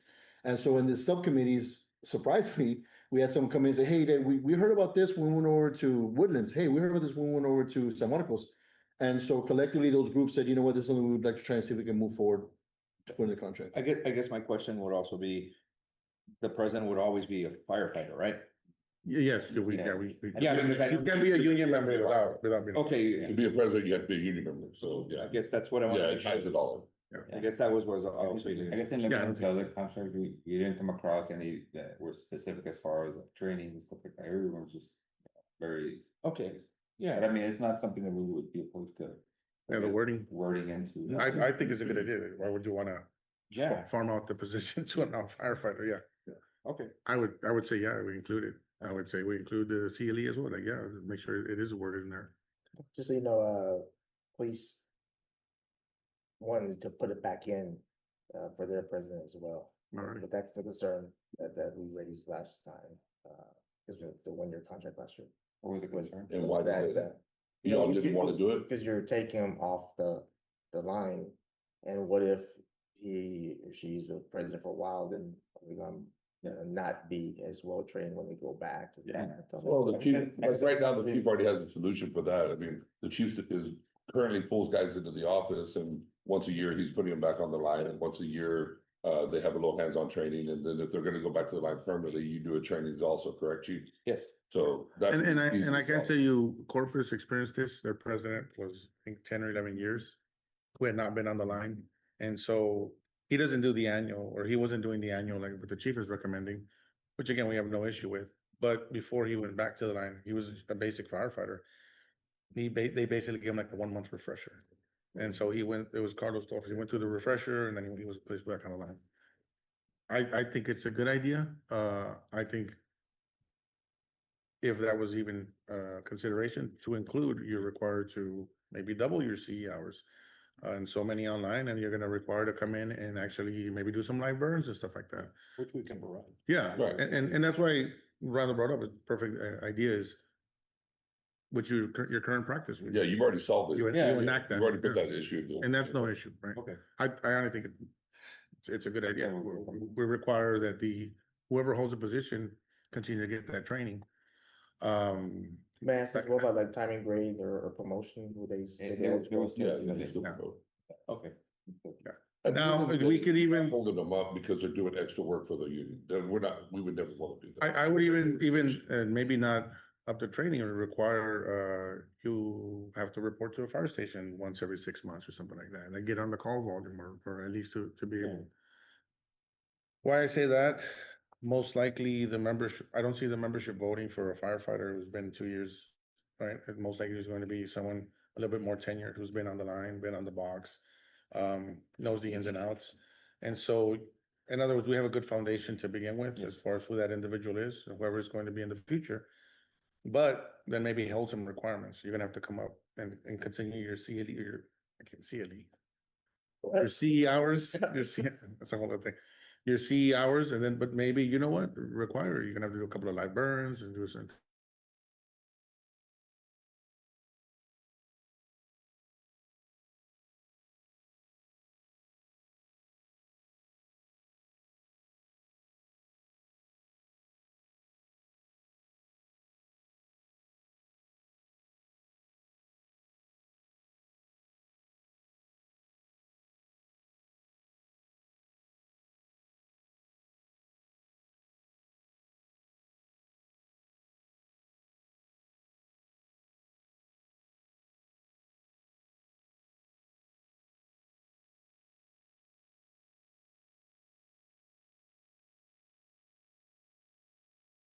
Bad thing. So I didn't know PD had it in the past and they proposed it last year. It hasn't passed and we had outside counsel that came in and said, hey, why are you paying to have them work against you? And we got it out of the contract, so. And to be honest with you, I don't believe public sector unions are equivalent to private sector, and I'll say it in a bad way, I don't believe most public sector unions fight against their employer. If anything, we'll sometimes disagree on issues, but at the end of the day, some of you have been working with us for a long time. We have our disagreements, Jesus, but for the most part, we've been moving forward to try to benefit Everybody. not only ourselves, but the city and. So on the record, you're admitting you like Jesus. I am going to put on the record, I was surprised when I found out Jesus didn't like me. Jesus and Jimmy, like, I'm gonna put on, he was like, I'm gonna put on the record that you like Jesus. Like, I'm gonna put on the record that I was surprised when I found out Jesus didn't like me. I was like, I'm like, okay, no, that's- I will admit to that. That happened, huh? I will admit to that. I'll tell you what, I've truly enjoyed every single time that we've dealt, because even though sometimes they're like, hey, Jesus, you have the numbers, just tell us the numbers. No, you're gonna have to get it on your own. I was like, oh, we have the numbers, we don't have the numbers, like, you're the numbers guy. Like, but, you know, But you never gave me numbers, right? well, sometimes we're like, oh, where'd you get them? Where'd you get them? I see my numbers are wrong. And I have to Sometimes. prove to you my numbers are correct. That's just so that we go through the process of vetting it, and it's good, it's a good exercise, man. I love talking about that. Very good. No, we've negotiated, like, 2 decades now. Yeah. I never thought Jesus was the bad guy in the city, so I thought he was like. It's somebody's. I mean, those are the non-monetary. Okay. We do have 9 other articles that are monetary based. We are finalizing the presentations and stuff on that, on those articles. We would be able to present at the next meeting if you wanted. as You far want to as talk about monetary. timelines for the next meeting? And I know you say non-monetary, David, but a lot of the articles you have here Very are much. monetary. And we knew you were gonna say that, and which is why we said, ultimately, everything is gonna be monetary, but we had to present something. And so we presented, and which is why we were ready to present everything, really, and so. It's a smaller. Yeah, it's a, I like this. at the end of the day, Tomato, tomato. anything that we discuss is going to have some dollar amount that it's going to require, so. The reality of moving, trying to discuss non-monetary articles before, it's just a matter like, why don't we prioritize the smaller amounts or the bigger amounts, right? Or, To manage. Vice versa. Everything gets solved, man. yeah. I mean, I know Zone wants to solve it with kumbaya love. Or he can put it out afterwards, though, all right, but I'm sorry. Although we do have that, We need the checkbook. we do have that proposal on the table. Oh, yeah. City cuts a check. Come on, Joaquin, you're not even gonna let me finish. I don't have any, I know what you're gonna say. You're not gonna even let me finish the sentence. He was scratching out articles as you handed them. Absolutely. Just so you know, that promise expires if he no longer works here. There you go. There you go. Happy today. What happened? Well, you were scratching out articles already. I couldn't move, I swear, it was like this. The mutual. The good thing is they were here to bargain in good faith. Yeah. Okay, I've got a marker for what's coming on their side. Right. By all means, Okay, so when would you like to meet again, neighbor? whenever you want. Tomorrow, Friday, Do 5 days in a row. if you want. Yeah. Wednesday, Thursday, Friday next week, Saturday, Sunday.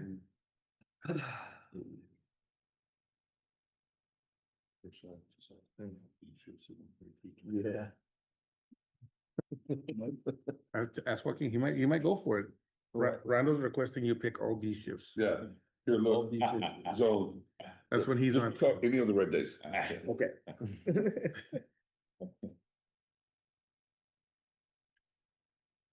Well, what days are good for you as far as the week? Is it All Wednesdays days. or I am good. A shift or C shift? In the week. during the week? I am good. So we're good tomorrow after 10 o'clock, Friday. I'm good on Tuesday, I can't, but I'm good Wednesday, Thursday, Friday. How about the week of the 11th? In 2 weeks? Yeah. I am good on the 11th, 12th, 13th, 14th, 15th. Me? Yeah. Monday. How about the Wednesday, Thursday, May 13th? On the 13th. Thursday? On the 13th, there's a budget workshop. Zone, can we try to get 2 in a week? Yeah, if possible, that would be I great. mean, like an early and late in the week, Yeah. Yeah, I guess so like a Monday or Friday or something, that way. Apparently you're just gonna come back and say no to everything anyway. You caught that too, right? Well, that's what Randall said. I don't get to say no. They've asked me for my opinion. I don't get to say no. They're like, what do you think, Joaquin? Oh, then I just get to say what's up. And they get to do whatever they want after the meeting. That makes me feel so much better. This guy. Sorry whatsoever. You don't wanna try to squeeze one in next week? I'm tired of next week. I'm sorry. How about the week of 11th? You want like the 11th and 15th? I'm just saying, if we can get 2 days in a week, you know, early and late, that gives us. I want to get it as soon as possible, you guys' office, like next week. And then after that, I have like the last week of May and the first week of June, I'll be out. I mean, I'll be honest, we're prepared, we're ready to go, so it's just, any time in between, we're sitting around just waiting, so. 11, 15, because you asked for beginning in, or you want 2 consecutive days. It doesn't matter. I think 11 and 15 is better. That way, if you Okay. guys need to go back, it gives Yeah. you 3-4 days to work on it or. You wanna do same time? Yeah, can we do the 12th and then the 15th? Is that okay? 12th What am I thinking that? 12, 15th, yeah. So I don't think we need that big of a spread. Because right between we have the budget workshop. Hey, the 8 shifters in the group love the idea. Is that okay? Yes. We'll just make sure all the rest of them on these shift. Hey, Zone's the one that proposed We'll it. probably wrap it up in the next meeting anyway. Work for me? Yeah. I mean. Same time, or you wanna DVD on the time? Yeah, same time. Is that okay? 10:30? 10:30? Yeah, Here? That's okay with you? Yeah. 10:30. yeah, What do you mean in my office? 12 and 15, right? yes. Available? At 10:30. 5 here at PM. the fact. 10:30. It'll be a little. I mean, yeah, Yeah. yeah, 10 to 5, 10 to 5. yeah, Tentative. 10:30, right? It's 10:30, 10:35, yeah, 35.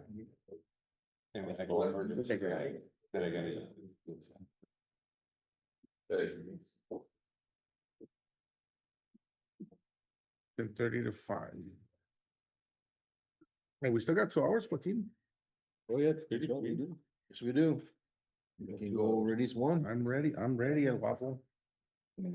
Got them Boston. Caucus, and then you guys can come up with. You wanna TA a couple? Or TA. We're prepared to TA.